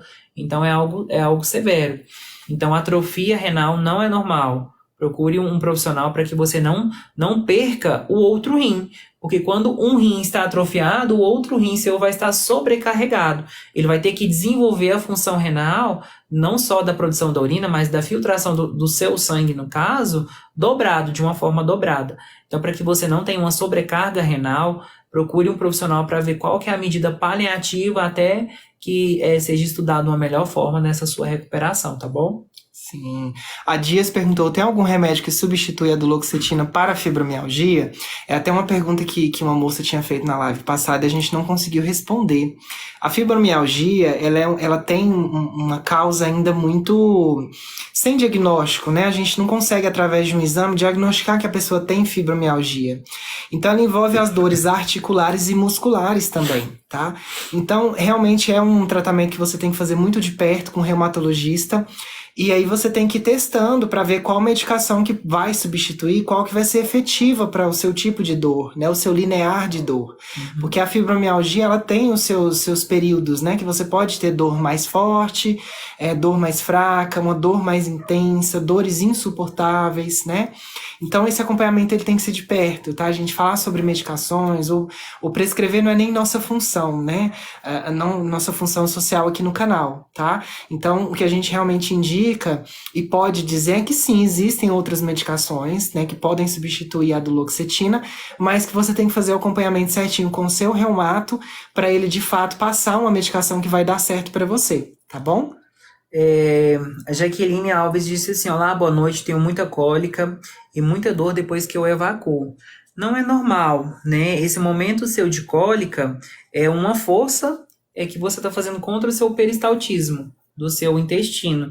E essa questão da dor quando você evacua, você tem que tentar analisar, para que a gente consiga te ajudar de uma melhor forma, ela está presente no início, quando você vai fazer essa expulsão das fezes, ou está mais no final? Como que é a característica das suas fezes? Ela é mais fétida? Ela é mais escurecida? É uma fezes mais pastosa? Tem presença de muco? Algo branco está saindo nela? Ou tem presença de algum grumo?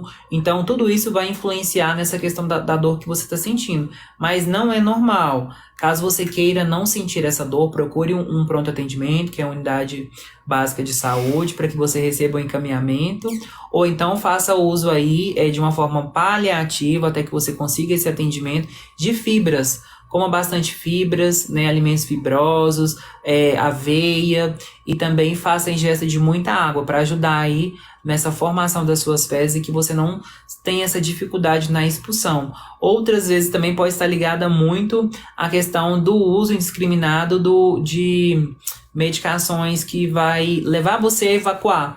E muitas pessoas só conseguem evacuar se fazer uso ali do lactopurga ou de algo que vai facilitar a evacuação. Aí chega em um momento que o seu organismo ele não consegue mais colocar essas fezes para fora se ele não foi estimulado. Então, pode ter uma associação também, tá? É isso aí, gente. Tem mais 2 pedidos aqui, eu vou dar uma olhadinha de quem é, tá? E a gente vai aceitando aqui vocês, tá bom, gente?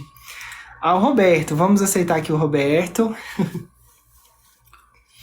Enquanto isso, vocês podem mandando perguntas aqui que a gente vai responder, tá bom, gente? Olá, Roberto, boa noite. Tudo bem? Tudo jóia. É o seguinte, eu tenho algumas dúvidas, eu serei breve. Há 21 anos eu fui acometido de um pneumotórax. Antes disso eu moro na Paraíba, no interior da Paraíba. Não sei se vocês conhecem. Então, aí eu tenho rinite alérgica crônica há um bom tempo, há muitos anos. Aí eu tive uma crise em 2002 e eu passei uma semana tossindo muito, espirrando muito. Resumindo, adquiri um pneumotórax e fiz uma cirurgia. E a cirurgia é aqui na axila direita. Aí, doutores, é o seguinte, depois desse tempo, essa região aqui da minha axila, eu sinto uma dormência. Aí tem dias que isso coça, aquela coceirinha leve. Tem dia que é assim meio dolorido, sabe?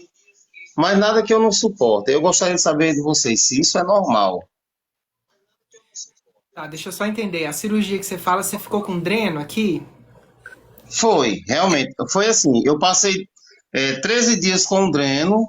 O meu médico, o objetivo dele era, como é que eu quero dizer? Drenar esse ar, né?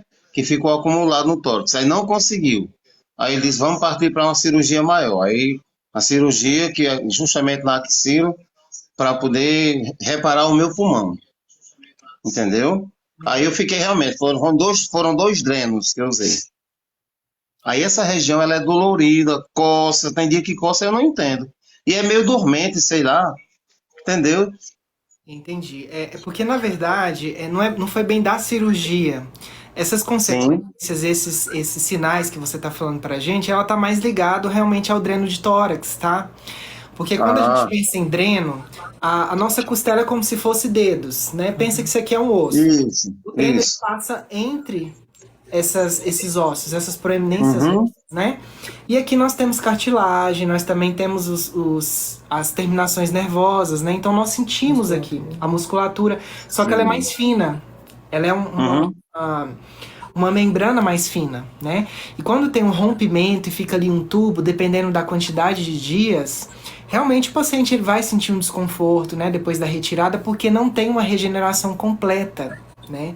Então você sente uma sensibilidade mesmo nesse local. Muitas vezes Uhum. pode coçar porque por dentro não teve uma cicatrização completa e uma restauração desse tecido, né? Mas mesmo depois de 20 anos, doutor, porque foi em 2002, quer dizer, 21 anos já, né? Agora em junho, exatamente, completam 21 anos. Normal, não é isso? Sim, sim, porque tem tecidos que eles não se regeneram, né? A Ah, e questão da foram dois drenos. Ao todo, eu passei 16 dias com drenos no meu corpo. Foi terrível.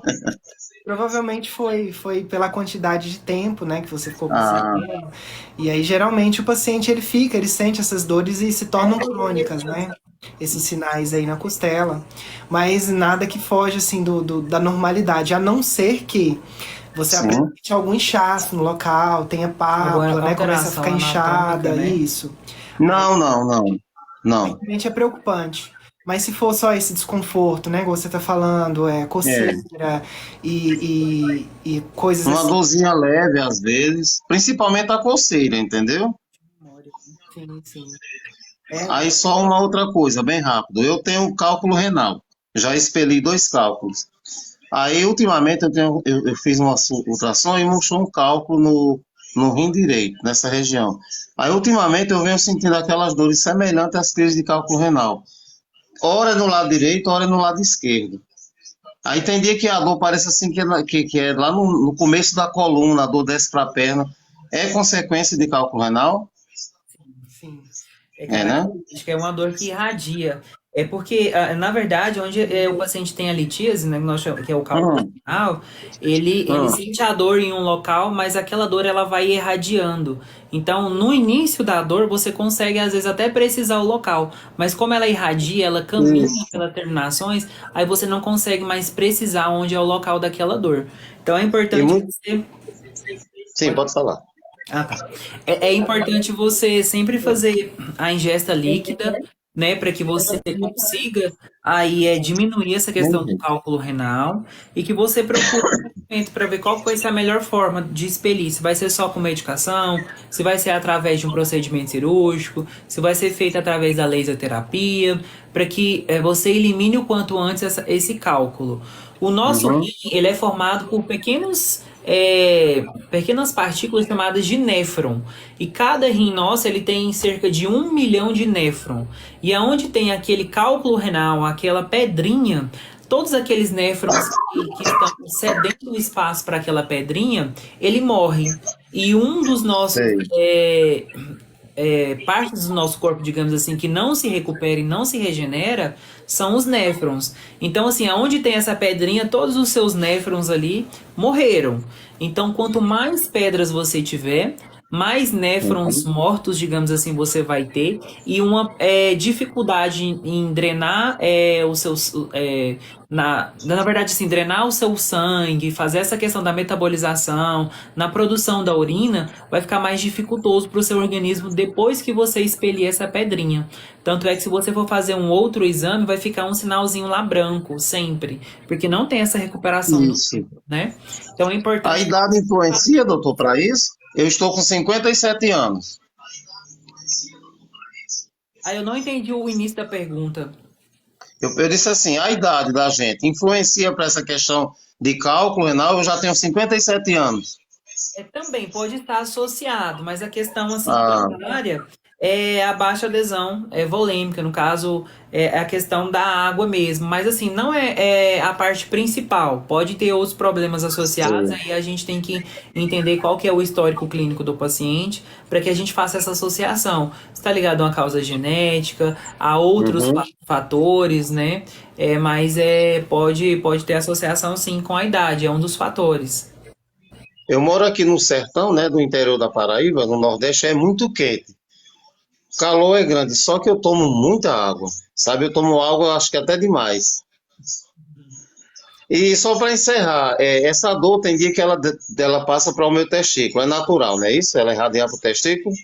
Ela irradia sim. Agora o que você tem que entender é assim, se essa dor no seu testículo é uma dor aguda, é uma dor que anestesia, como que é essa dor? E também, se você fazer, tipo, eu vou fazer assim, uma técnica aqui, você vai me falar se quando você fizer essa técnica, se você sente uma dormência. Você vai segurar Hum, o seu nariz e você vai sim, com força, fechando a sua boca, para que sei. você perceba se o seu testículo ele fica mais anestesiado, aí se sim, aí você tem que procurar um proctologista para que você entenda melhor qual que é essa característica dessa sua dor, se ela tem uma outra etiologia. Se não, se você não sentir dormência quando você fazer esse teste que eu pedi para que você faça, aí tá tudo ok. Pode estar ligado assim a essa questão renal, sim, dessa irradiação. Tá bom, doutores, muito obrigado. Vocês são de onde mesmo? Eu entrei na live e vocês já estavam falando. Somos de Goiânia. Goiânia, ok. Tá bom, muito obrigado. Vocês tiraram minhas dúvidas. Boa noite. Boa Certinho, boa noite. noite. Um abraço aí pra Tchau, vocês. tchau. Tchau, tchau. Oi, gente. Só responder mais algumas perguntas aqui, que tem mais uma solicitação de participação, né? Ilustre aí dos nossos seguidores e das pessoas que estão acompanhando a live. Gente, gosto muito dos seus conteúdos. A Carleane Silva falou. Muito obrigado pelo carinho, viu, Carleane? A Vera Lúcia fala sobre a cirurgia de retirada do útero, por favor. Cirurgia de retirada do útero geralmente está envolvida com algum tipo de cálculo, algum tipo de mioma, algum tipo de CA, tá? E aí é onde a mulher precisa realmente tirar esse útero para não ter uma complicação maior, para não ter a questão da sepse, da metástase, tá? Desse câncer, esse mioma ou esse cálculo, ele andar para outro lugar do corpo, tá? Então aí geralmente se faz a retirada do útero. Falando de anestesia, anestesia geralmente é a raquianestesia nas costas, mas antes a paciente ela recebe uma sedação leve, então ela vai dormir antes de receber a raquianestesia, tá? Isso não é via de regra, tem hospital que faz isso e tem hospital que vai anestesiar primeiro nas costas da paciente e depois associa com a sedação tá? Mas o paciente, via de regra, não é entubado, não precisa de ventilação mecânica para esse tipo de cirurgia, que é a histerectomia, tá? E lembrando que a histerectomia ela pode ser total, pode ser parcial, né? Então vai depender muito do acometimento, né, dessa parte aí do órgão. A Rosa Maria disse assim: meu marido tem diabetes, ou o diabetes hoje tá aparecendo muito na live. Meu marido tem diabetes, toma insulina e tudo mais, come de tudo e parece não estar nem aí. Pessoal, é complicado nessa questão do diabetes. As pessoas não tratam o diabetes na severidade como ele deveria ser tratado, né? Porque as complicações do diabetes são tantas e ela vai acompanhar o paciente para o resto da sua vida. Uma vez que você tem o diabetes, que você já desenvolveu o diabetes, você não é mais o pré-diabético, você vai casar com o diabetes e o diabetes vai te acompanhar até o fim da sua vida. Então, as pessoas, às vezes, por ser mais jovens, não ter nenhuma complicação ainda, vamos deixar bem claro esse ainda aí, ela não trata o diabetes como deveria ser tratado, né? Mas tem pacientes também que já perderam a visão, né? Tiveram a retinopatia diabética e quando tem essa perda, não adianta fazer transplante porque não volta, infelizmente, né? Pacientes também têm perda de partes do seu corpo, geralmente por essa má vascularização. Aí já entra também a parte cardíaca. Então é uma doença que ela está muito associada à qualidade de vida do paciente. Então é bom o paciente colocar a mão na cabeça, pesquisar sobre complicações do diabetes no canal Saúde Pede Carona ou até mesmo no Google, né, para que ele entenda mais essa questão e ele comece a ficar mais temeroso em relação ao diabetes, né? Eu tenho vários casos clínicos aqui, eu não posso mostrar infelizmente, porque senão a live vai cair, porque são coisas assim, chocantes. Mas são pacientes que estão lá, deitado, sem uma perna, com a perna exposta para fazer o curativo. Aí se a lesão é muito grande, já tem um risco de desenvolver uma sepse, que é algo que está associado também. Então o paciente vai lá desenvolver uma sepse, aí ele pode morrer por essa infecção generalizada. Então é algo crítico, né? A pessoa tem que tratar bem essa questão do diabetes. Sim, gente, eu só queria pausar aqui um pouquinho para agradecer vocês pelo carinho, tá? Várias mensagens aqui que eu tenho acompanhado, às vezes eu faço um coraçãozinho para vocês, mando beijo justamente porque eu tô vendo, tô lendo, tá? Pelo carinho de vocês. Uma pessoa comentou, né? Nossa, vocês estão com a carinha de cansados. De fato, a gente ainda tá no hospital, tá? A gente já terminou o plantão bem corrido, várias intercorrências hoje. Muitas perdas, muitos ganhos, muitas estabilidades, né? Mas nós estamos aqui fazendo a nossa função social, que é falar com vocês, falar sobre saúde, responder várias dúvidas, né? O TikTok, ele é muito legal, a gente usa ele em vários momentos aí para divertimento. Mas ele também tem esse espaço, né? Pra gente falar sério, falar sobre saúde, falar sobre bem-estar. E realmente tirar a dúvida de pessoas que estão aqui porque querem, né? Querem saber mais sobre algum procedimento, tem alguma dúvida. Então, assim, pra gente não tem preço que pague isso aqui, né? A gente tá aqui pra vocês e por vocês, tá bom? Então, muito obrigado a todas as mensagens de carinho que vocês têm mandado. E tem mais pessoas aqui querendo participar. Vamos ver agora aqui. A Aline já tava na fila, então a gente vai aceitar ela. Vou só mostrar uma imagem aqui em relação ao diabetes bem rápido, para que a live não caia, mas para que vocês entendam a severidade do diabetes, olha.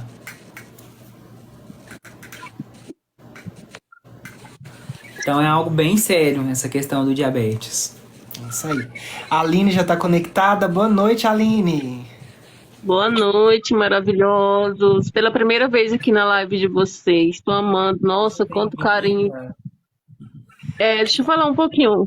Vou ser um pouco breve também. Eu queria que vocês me tirassem umas dúvidas sobre rins policístico, né? Porque eu sei que é genética, né? Inclusive vem da minha mãe, vem tia. Inclusive já teve prima que perdeu um rim, né? E eu sou aqui de Roraima, aqui a água é horrível, horrível mesmo. E eu sinto muitas dores, sinto falta de ar. Eu quero saber se vocês poderiam me tirar uma dúvida, se essa falta de ar é relacionada ao problema do rim. Sim, é relacionado, principalmente quando tem a questão da água, da qualidade da água, né, como você bem disse. Então é importante que você tenha o acesso a uma água de qualidade, né, que essa água ela seja filtrada, para que você consiga fazer essa reposição volêmica de uma forma mais, digamos assim, saudável para o seu corpo, né? Também tem causas genéticas, como você bem disse, e infelizmente quando nós temos o nosso rim atacado, né? Aí tem, na verdade, são poucas vias que a gente pode estar adotando aí como uma forma de tratamento, né? Às vezes a pessoa ela tem que fazer o tratamento cirúrgico, ela tem que fazer a ectomia, que é retirada quando esse rim não consegue mais responder ao organismo. O rim está ligado diretamente também na questão da filtragem do nosso sangue, na produção de urina. Quando a pessoa ela não consegue expelir a urina como ela deve ser expelida do nosso corpo, ela começa a ter uma uremia, então ela vai ter uma questão de um excesso de ureia no organismo, e aí a ureia ela já pode dar para o paciente um rebaixamento do nível de consciência, a pessoa ela fica confusa, ela não se percebe no ambiente, ela começa a ter umas falas descoordenadas. Então tudo isso está ligado à questão do rim. Então às vezes a gente pensa assim, nossa, mas o rim é tão importante, né, na nossa vida quanto o coração, quanto o cérebro. Então o rim ali, digamos ali que ele é o segundo coração do nosso corpo. Então é importante a gente tratar ele, né, bem, como o nosso colega anterior aí estava na live. Ele disse que ele tem litíase, né, também ligado à questão renal. E aqui, onde tem o cálculo renal, a pedrinha, como eu estava explicando para ele, tem aquela morte ali dos néfrons, né? Então não tem como recuperar os néfrons. Não é algo que a gente consegue ir lá e fazer uma reposição daquela unidade que foi perdida. Então aí a gente tem que lidar com a perda e entender o que a gente pode fazer a partir disso, né? E a mesma questão que você nos trouxe hoje. Então é importante você ter acesso, né, à saúde, e principalmente essa questão da reposição volêmica de uma forma mais Outra saudável. duvidazinha, rapidinho. Exercício físico, ele prejudica? Tem algum problema? Não, Tipo, treinar, essas coisas assim? de forma alguma. O exercício físico ele só vai fazer bem, né? Não Sim. só para os rins, mas para todos os órgãos, para o nosso organismo, para o metabolismo, para a imunidade, né? O que realmente a gente tem que tomar cuidado, seria muito interessante, é realmente você ter o acesso à água potável, né? Uma água, talvez, não sei, comprada, né? Já que a qualidade da água em Roraima não tá muito boa. E de água.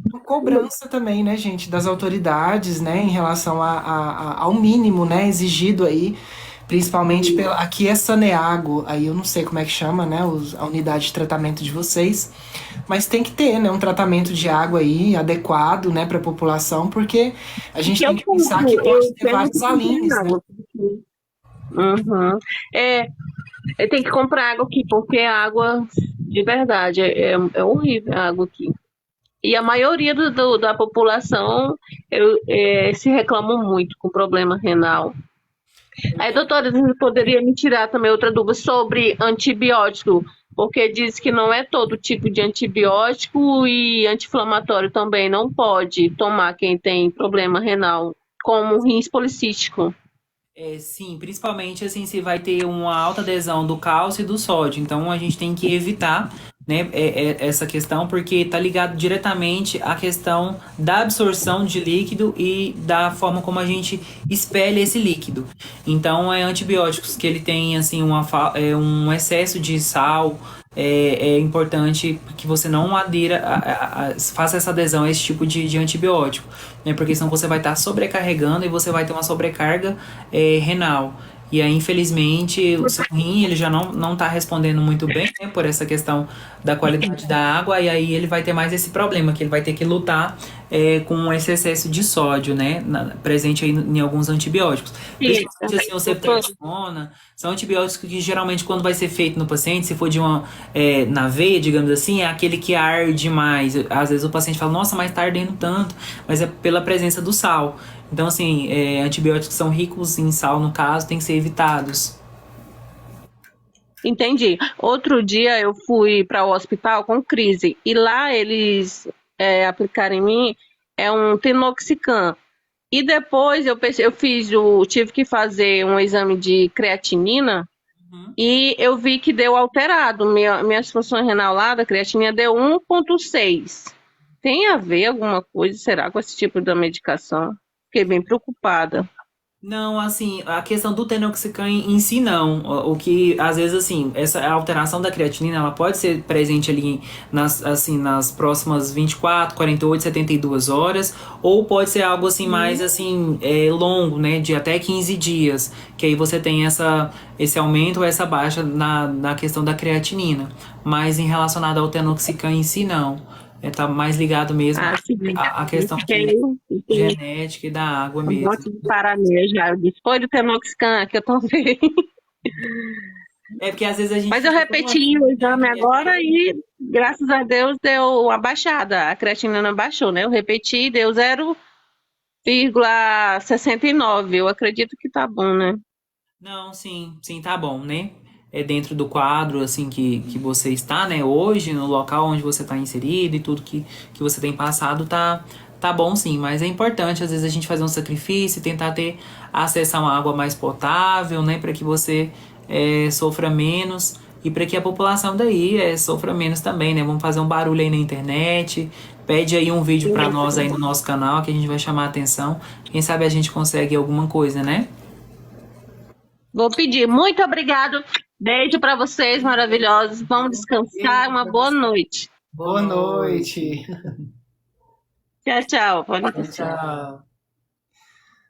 Ô, gente, já vamos aqui para a próxima pessoa, Dora Costa. Estamos conectando aqui já. Não vou atender mais essa com você. Oi, Dora, boa noite. Boa noite, prazer. Tudo Prazer é bem com nosso, você, seja Dora? bem-vinda. Eu falo de Barbacena, Minas Gerais. Oh, Minas Gerais, de Olha, novo, Minas Gerais em peso aqui hoje. Seja É um bem-vinda. prazer falar com vocês. Prazer é Vocês nosso. ajudam muita gente, tiram muita dúvida. Eu que já passei por muita coisa, coisas pesadas. Já trabalhei na área da saúde, 15 anos, tenho uma noção assim. É puxado. Parabéns, nota 1000 para vocês. Olha, Obrigado. vocês não têm noção como que vocês têm ajudado o povo do lado de cá. Ai, que bom, a gente que fica bom. feliz.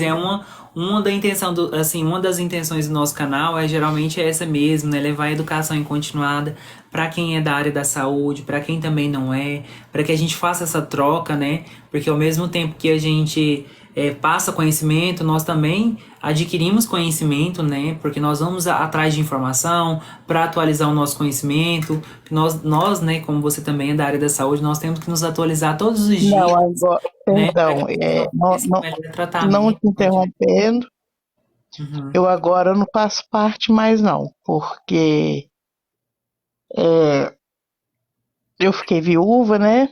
Hum, Então, na época eu tive que sair porque cuidar de casa, marido, serviço, não dá não, né? E igual vocês tocam no assunto aí, questão do câncer, e eu tenho uma dúvida. Trabalhei na área da saúde, eu carrego essa dúvida, mas eu estou sendo acompanhada. uhum, Eu perdi meu falecido marido, tem 3 anos, com câncer de pulmão, uhum, e, e eu tenho um nódulo, tinha 2 nódulos, um na mama direita, um na mama esquerda. uhum, Porque a minha mãe teve um CA. Ela tratou 10 anos como mastite inflamatória. uhum, Quando foi descobrir, já tinha nódulo quase que nas costas, na axila inteira. uhum, Aí fez o tratamento, deu o que era, depois disse que já não era, mas não precisou fazer nem rádio nem químio, não. uhum, Aí eu faço uma triagem, deu dos 30 anos, devido a minha mãe ter tido esse problema. uhum, E da esquerda, minha, sumiu. uhum. Não tem, que eu faço mamografia anual. Manual. Uhum, Mas o meu da direita, ele cresceu de tamanho. uhum, E os médicos, assim, o médico que me acompanha aqui, ele não aconselha tirar uhum, e ele dói. Aí ele falou comigo, você não precisa se preocupar, porque o cancerígeno não dói, né? O Uhum. maligno, no caso, né? Uhum. Ele não dói, né? Não. No Geralmente caso meu, ele falou que não dói, que se fosse maligno, né? não doeria. Como o meu dói, eu não precisava se preocupar, não, só que tá crescendo, entendeu? Aí eu não consigo dormir do lado que eu tenho esse nódulo. Uhum. E ele já fez assim coleta de material, uma biópsia para fazer análise, já fez essa análise Não, ou não? eu tava no grau o ano passado, o ano retrasado, Nick 1, esse ano 2. já fiz, esse ano eu fiz até duas. Hum, Tá no rabis, eu já tô no grau 2. que dois, né? Olha, então é importante você procurar um profissional. Porque assim, o que nós falamos aqui na live, e a gente sempre bate nessa tecla. Eu acompanho vocês todos os dias, sempre como eu posso. Eu chego de serviço 7 horas. Que bom, Que nós ficamos bom. felizes. Assim, Eu e meu menino adora vocês. que Manda um bom. beijo Um pra ele, um beijo pra ele, abraço. viu? Um abraço. Ah, ele tá fazendo aula de dança, ele tem 16 anos. Que Ó, legal. Você exercitando, é muito Ele bom. adora vocês. Que Ele fala bom. assim, mãe, eu quero ser igual a eles. Eu falei assim, vai ser, se Deus quiser. Amém, vai sim, nós precisamos muito de pessoas assim, interessadas em ajudar as outras, não se preocupando com o lado financeiro, mas se preocupando assim com o ser humano, a qualidade de vida, né? Independente de onde o ser humano está, então isso é muito importante. Então, só respondendo rapidinho a sua pergunta, é importante assim, para que esse profissional, o profissional da área da saúde, ele é como qualquer outro profissional, né? Nós falamos isso aqui Uhum. na live. Não é todo tipo de pedreiro que você vai contratar para fazer uma obra na sua casa. Você vai fazer uma pesquisa, ver o que encaixa melhor ali no seu orçamento, se ele vai corresponder ao que você procura. Profissional de saúde é a mesma coisa. Não tem como você só acreditar no que ele está falando porque ele é da área da saúde. Às vezes nós somos assim induzidos ao erro, às vezes até mesmo assim pelo cansaço do dia. Então, tem vários fatores associados. Então sempre procure assim uma segunda opinião, uma terceira opinião. Ainda mais que você já está no NIC 2, então é importante que você faça assim o tratamento ou tenha uma segunda opinião de um outro profissional para que ele faça a coleta desse material e você se sinta também mais em paz com isso, porque o psicológico ele influencia tanto na recuperação e nessa questão que às vezes assim realmente pode ser não ser nada de fato e esse crescimento aí ele pode tá acontecendo por questões hormonais e às vezes assim, só com uma reposição ou algo relacionado, você tem essa retração aí e aí você fica menos preocupada.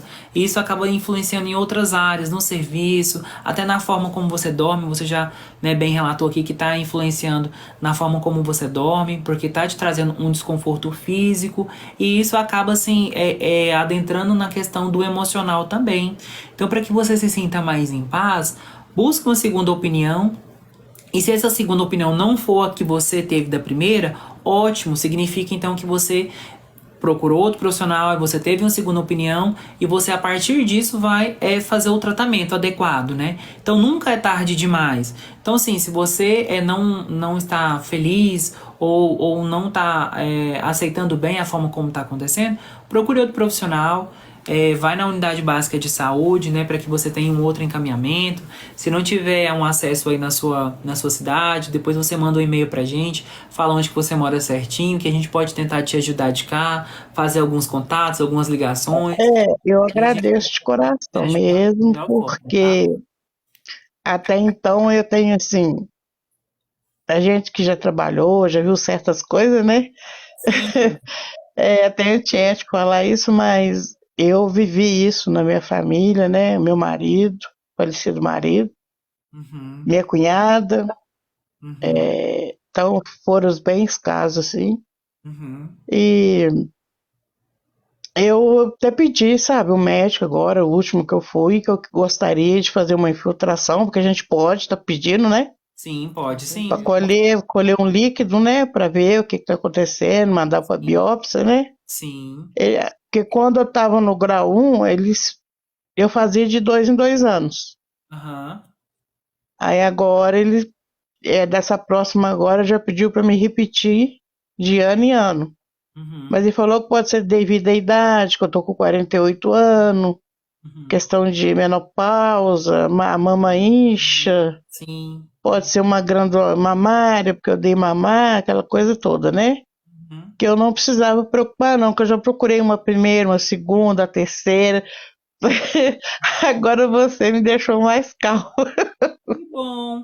E às vezes assim, isso tudo pode se resolver só com uma picadinha, vai ali, faz uma coleta e você vai ter um exame. Realmente aí você pode pedir, né, a interpretação desse exame para ele, ou pode levar para um outro profissional e falar, olha, doutor, tive uma coleta do material, o resultado foi esse, o que que o senhor me fala? E aí você vai ter uma opinião embasada em algo físico, né? Não só É, em especulações. Ai, pode ser isso, pode ser aquilo. Beleza, mas a gente pode resolver isso de uma outra forma. Vamos lá fazer uma coleta e aí diante do material a gente tem um estudo e já tem algo mais físico, né? Então aí você vai se manter menos preocupada e vai conseguir dormir bem e aí você vai ter uma melhor recuperação e vai ficar mais tranquila.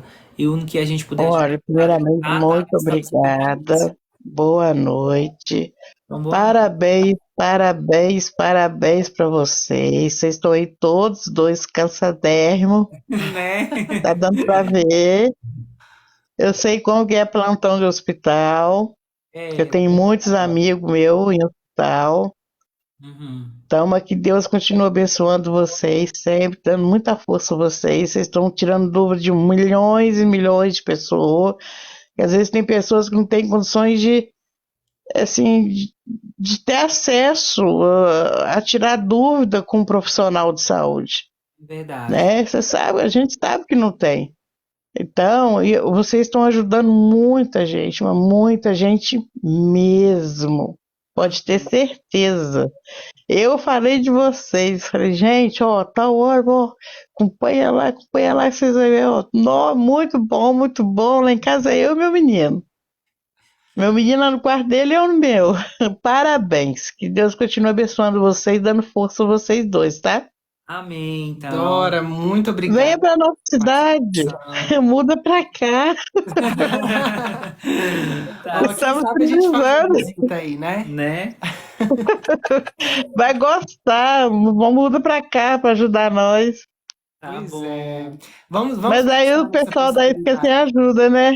É Pois é. verdade.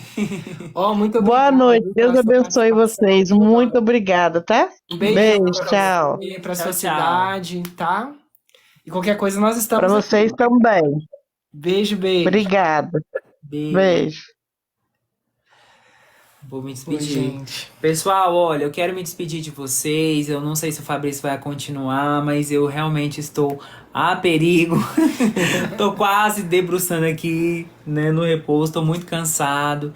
Eu tirei esse tempo, assim, pra estar aqui com vocês hoje, porque é algo que eu gosto também, né? Mas hoje o meu plantão judiou muito de mim. Foi um pouco cansativo, né? Tivemos muita intercorrência, mas trabalhar com TI é isso, né? Você está preparado para o inesperado. E é isso que me encanta na UTI, né?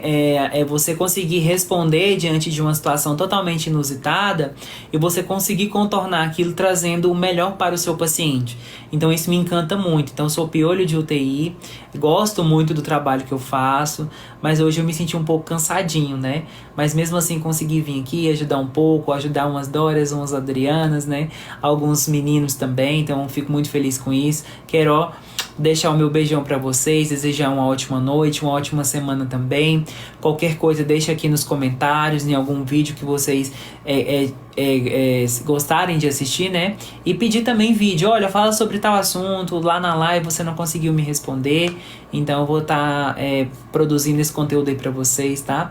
Então beijão pra vocês, fiquem com Deus, até o próximo. Beijão, tchau, tchau. Oi, gente, eu vou conversar com vocês aqui rapidinho, tá? Porque eu também tenho que me despedir daqui a pouco, porque a gente ainda vai pra casa, né? Depois daqui, tem que tomar banho, o olho já fica, ó, um pouco vermelho, né? Do cansaço aí do dia. E acaba que no fim da noite não sobra energia pra nada, né? Mas eu gostaria de agradecer vocês por esse momento, né, que a gente teve aqui hoje de live. Igual eu já tinha combinado com vocês, né, a gente ficou um tempo sem fazer live, porque realmente estava muito corrido, muitas intercorrências, muito trabalho, mas a gente quer fazer live todas as quintas, tá? A partir das 8 horas da noite, talvez um pouquinho mais cedo. E daí a gente entra aqui para conversar com vocês, tá? Lembrando que essas lives aqui do TikTok, elas ficam salvas lá no YouTube. Então, muitas vezes, se vocês não pegaram o início da live, vai lá no YouTube dar uma olhadinha. Talvez a dúvida de vocês foi até respondida por lá, né? Durante a live. Eu tenho essa mania, né, de estar assistindo lives e lavando louça, fazendo as tarefas de casa, né? Então, às vezes eu tô lá em casa e coloco uma live no YouTube pra rodar e vou lavando louça, vou fazendo uma comida, preparando, né? Tem pessoas que assistem a gente aqui hora dessa e devem estar jantando, né? Preparando alguma coisa pra comer, ou deitada já na cama em repouso, né? Então, eu gostaria de agradecer vocês por esse carinho, né? Por vocês terem abraçado tanto a gente, né, por terem dado esse carinho todo especial aí, essa atenção, né? Chegamos a mais de 1.000 pessoas aí assistindo a live, né? E a gente está podendo tirar várias dúvidas aí de vocês durante esse momento que a gente tem, né, com vocês. Então, muito obrigado pelo carinho de vocês. Um beijo aí para as cidades. Vocês têm mandado bastante aí. Um beijo para São Paulo, para Brasília, para Goiânia, para o estado de Goiás. Um beijo para Rio Grande do Sul, Santa Catarina, que eu vi aqui, Minas Gerais, né, participando aqui em peso da live. Salvador, na Bahia, acabei de ver aqui, Gleice. Um beijo aí para todo mundo da Bahia, de Salvador, de Governador Valadares, Fortaleza, Ceará, tá vendo? Vila Velha. Ai, Edmari, um beijo, obrigado pelo carinho. Campo Grande, Mato Grosso do Sul, Curitiba, Tocantins, Roraima, Santa Catarina, tá vendo? A gente alcança tantas pessoas, né? É tão legal isso, esse ambiente de live, que a gente consegue interagir com várias pessoas aí, né? Irecê, Rio de Janeiro, Piracicaba, olha aí, gente. O pessoal não para de mandar o nome, né, das cidades aí. Queria eu poder estar aí pertinho para poder dar um abraço, né, em vocês, em cada um que teve esse carinho de acompanhar a gente aqui, né. Só vou responder a abençoada por Deus, que ela queria entrar aqui na live. Você estava falando sobre vesícula, que você está preocupada, né, com o tamanho dos cálculos, e que você tem areia e lama também. Olha, o perigo é essa vesícula supurar, tá? Ela ficar muito grande, cheia de cálculo, e ela estourar. Geralmente isso não acontece assim, acontece de repente, mas você tem alguns sinais e sintomas. E geralmente é uma dor, tá? No baixo ventre, você vai sentir essa dor algumas horas antes dessa supuração acontecer, tá? Eu vi que você comentou que você está na fila de espera, né, para fazer a cirurgia da retirada da vesícula, mas a gente sabe que o Sistema Único de Saúde ele é muito bom, a gente não pode reclamar disso, porque ele funciona, mas ele existe um prazo, né, que a gente tem que esperar para poder, de fato, resolver os problemas. Mas se acontecer, né, uma emergência dessa, você pode procurar o pronto atendimento, que rapidamente eles vão fazer uma cirurgia. Obviamente não é o esperado, né, fazer uma cirurgia de emergência, seria muito melhor uma cirurgia programada, uma cirurgia eletiva, mas que infelizmente a gente sabe que tem muitas demandas, né, e que muitas vezes não dá para fazer essa cirurgia aí em um tempo hábil, né, tem pessoas que ficam aí na fila até 2, 3 anos esperando, né, de 3 ou 4 meses para ligarem. Acho que você está falando que já tem 3 ou 4 meses. Tem gente que fica muito mais tempo, tá?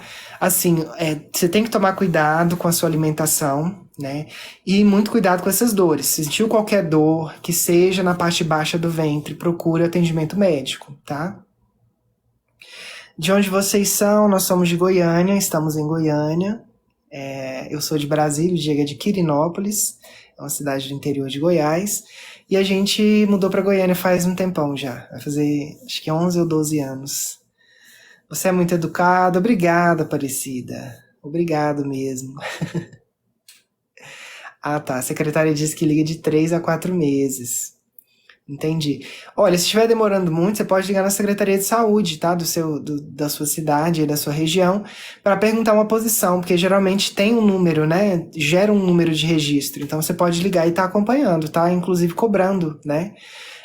Uma posição aí de qual que é a sua numeração na fila, né? Ana Cristina, beijo. Beijo, Ana Cristina. Tânia, você é muito fofo. Obrigado. São os olhos de quem vê, Tânia. Vocês têm perfil de médico, da dor, anestesiologista? Neto, você tá falando da gente ou da doutora Verônica? Porque tem a doutora Verônica que é especialista em dor, né? Ela é anestesiologista.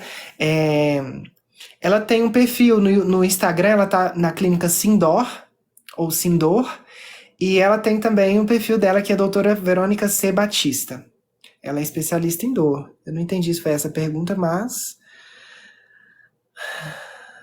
Afirmando que vocês são atenciosos, muito obrigado. Qual clínica e hospital a gente atende? A gente trabalha em hospital aqui em Goiânia, mas é hospital regulado, tá? É o hospital do SUS.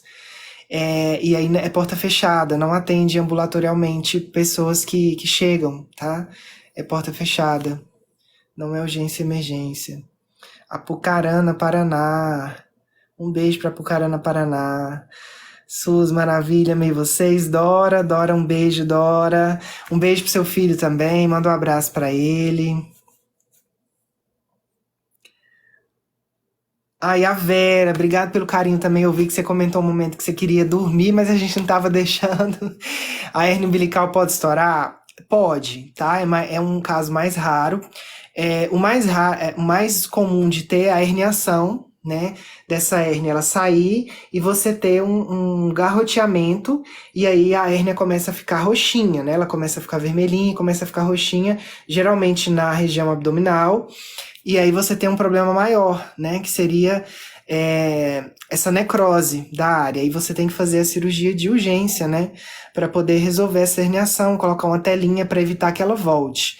Infelizmente, as hérnias, elas voltam, né? Na maioria dos casos. Então, assim, é bem complicado, é bem chatinho de você tratar a hérnia em pacientes, geralmente quando principalmente na região abdominal, né? Essa região que circula aqui, a cicatriz umbilical. Aline, um beijo, Aline. Sou de Porto Alegre, Rio Grande do Sul. Salete, beijo, Salete. Um beijo pra vocês. Gente, então eu vou lá também, tá? Eu não vou mentir pra vocês, eu tô bem cansado. E se Deus quiser e permitir, na próxima quinta-feira nós vamos estar aqui, tá? Eu queria só lembrar pra vocês que nós vamos trazer convidados especiais aí, pessoas bacanas pra falar sobre assuntos muito interessantes. Tá? E a gente vai dar continuidade nesse projeto de lives, né? E vamos falar aí sobre vários assuntos relacionados à saúde, tá? Olha, um beijo pra vocês bem grandão, tá bom? Do tamanho do mundo. Fiquem bem, tenham uma boa sexta-feira, um bom fim de semana. E acompanha a gente aqui, se você ainda não segue o canal, siga o canal. A gente posta vídeo, né? Procura postar vídeo todos os dias. Quiserem bater um papo, no Instagram é mais fácil a gente responder, tá? No direct, podem mandar. E a gente tá aqui sempre pra vocês e por vocês, tá? Então, muito obrigado pelo carinho. Espero um dia poder retribuir todo esse carinho de vocês, tá bom? Um beijo pra vocês, beijo aí pra todas as regiões do Brasil e do mundo aí que a gente tá alcançando. A Argentina, né? Vimos hoje Argentina, Portugal presentes aí. Então é isso, tá bom, gente? Até a próxima quinta-feira, então. Fiquem bem, qualquer coisa estamos por aqui. Tchau, tchau. Beijo, beijo.